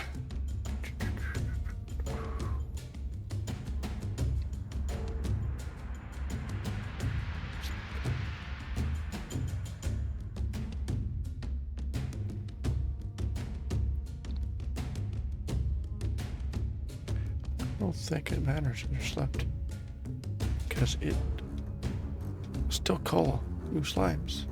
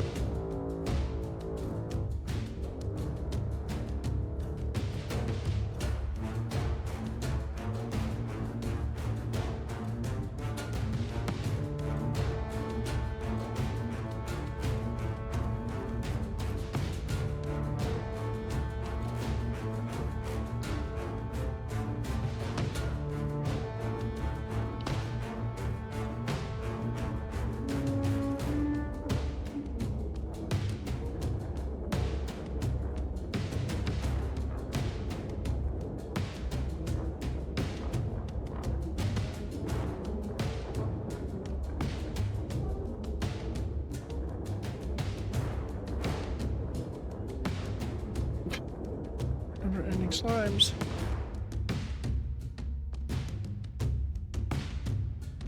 Everybody's chilled.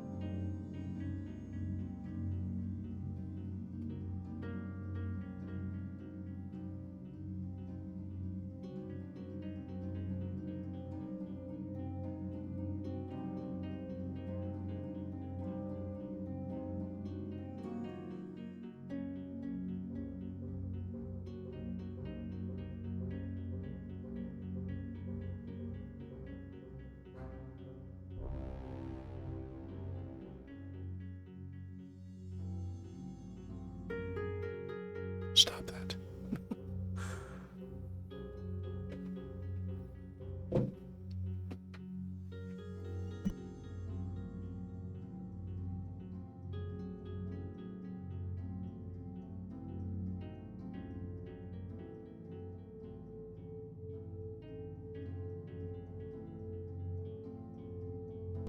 Alrighty. Back.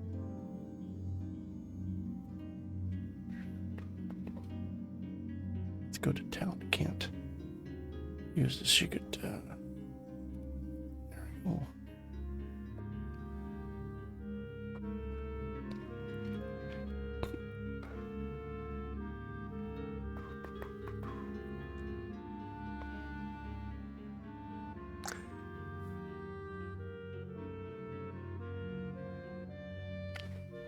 Okay.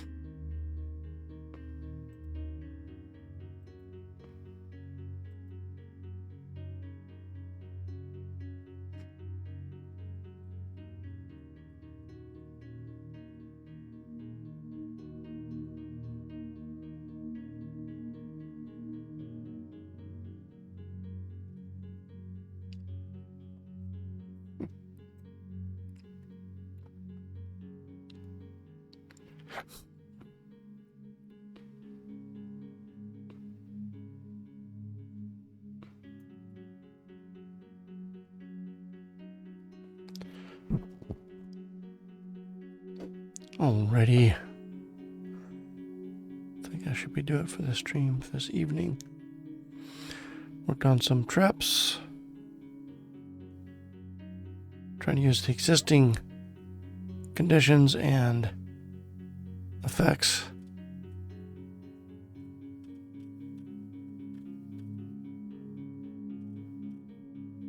And what I've opted to do is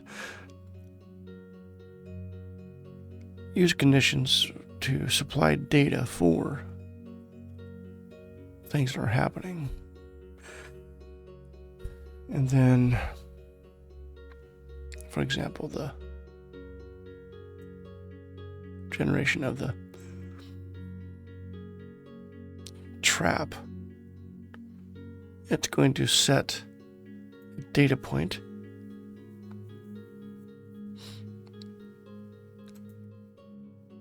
And then that data point will be made, have use or be used in the spawning portion of the game loop. And then I effectively have the trap cast a spell and has a spell effects as if an enemy attacked the party, and they have a chance to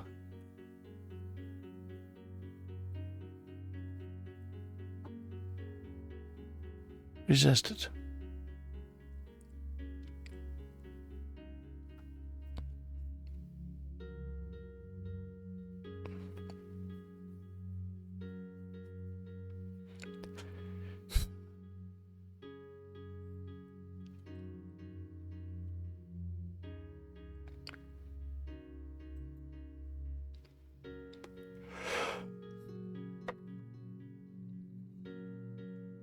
Interesting.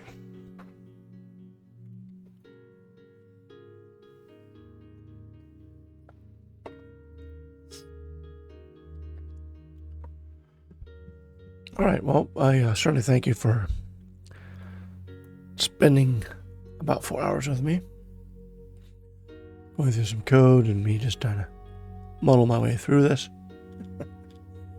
Really appreciate it. I'm going to continue to work on Dungeon of Treptera. I'd like to get a good chunk of these trap treasures going. Now to get a way for it to generate goodies.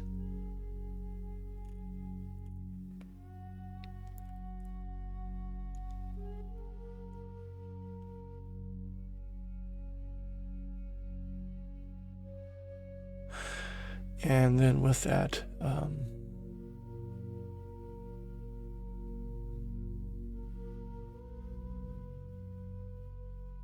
probably start exploring the same system here, but just traps in the dungeon itself. This is trap treasure, but I could have something called dungeon peril devices, and these operate by, I mean, kind of the same similar same similarity, except you're not be opening chests. This is where you're going to navigate puzzles and such. I think that'd be the mechanism to do it. So the trap treasure device, plan on basically, I need to make adjustments. To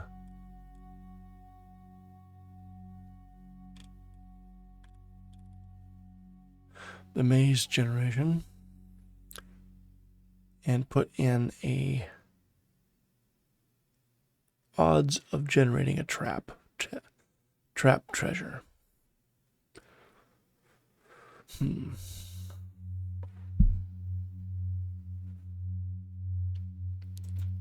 Potentially. Let's see here. Oop, I'm gonna start it yet. I have to stop. Stop compiling.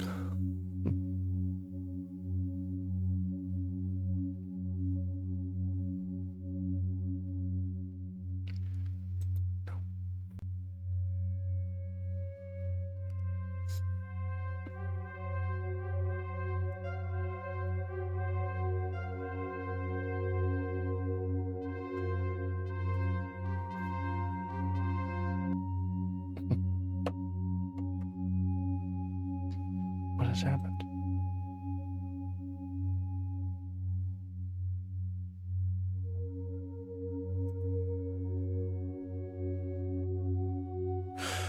I quit before it actually loaded. That's funny.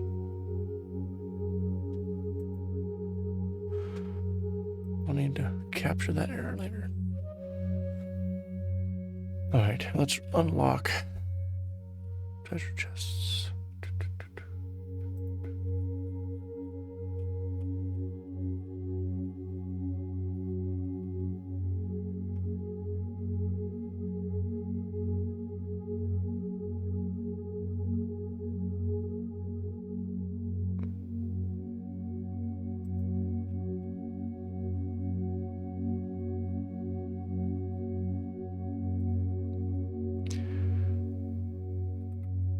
Now, what you could do.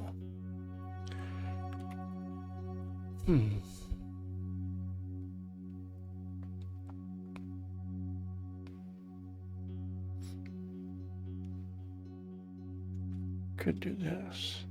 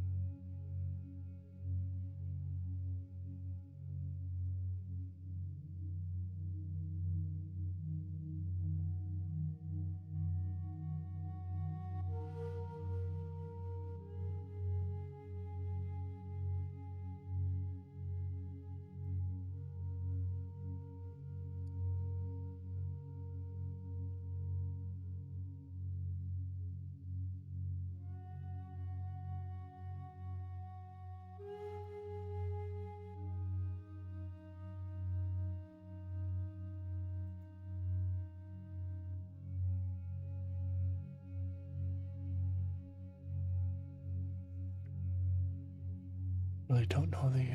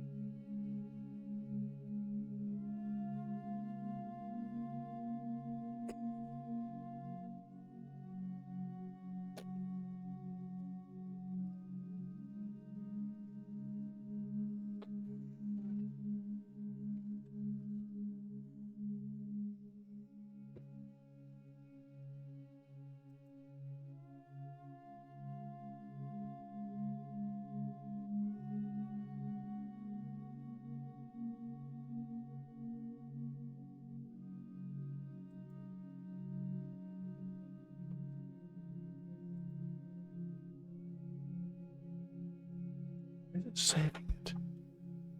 Crap. That's not supposed to be saving it. Why is it doing it?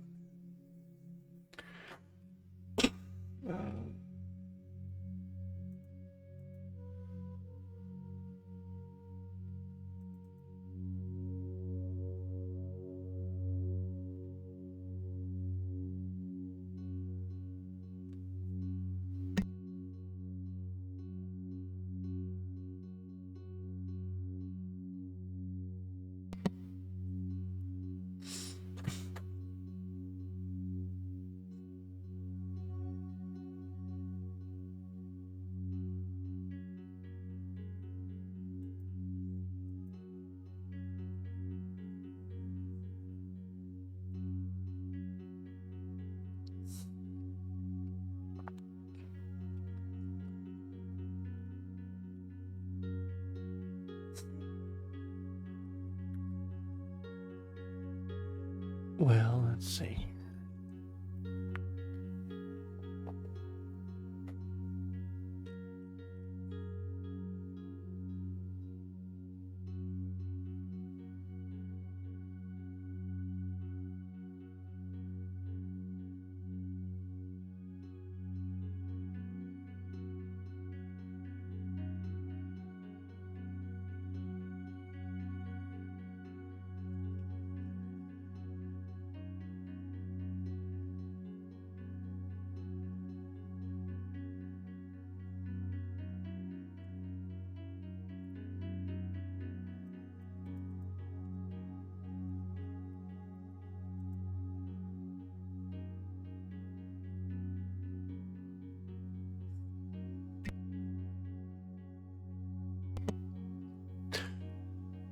Okay, what's going on here?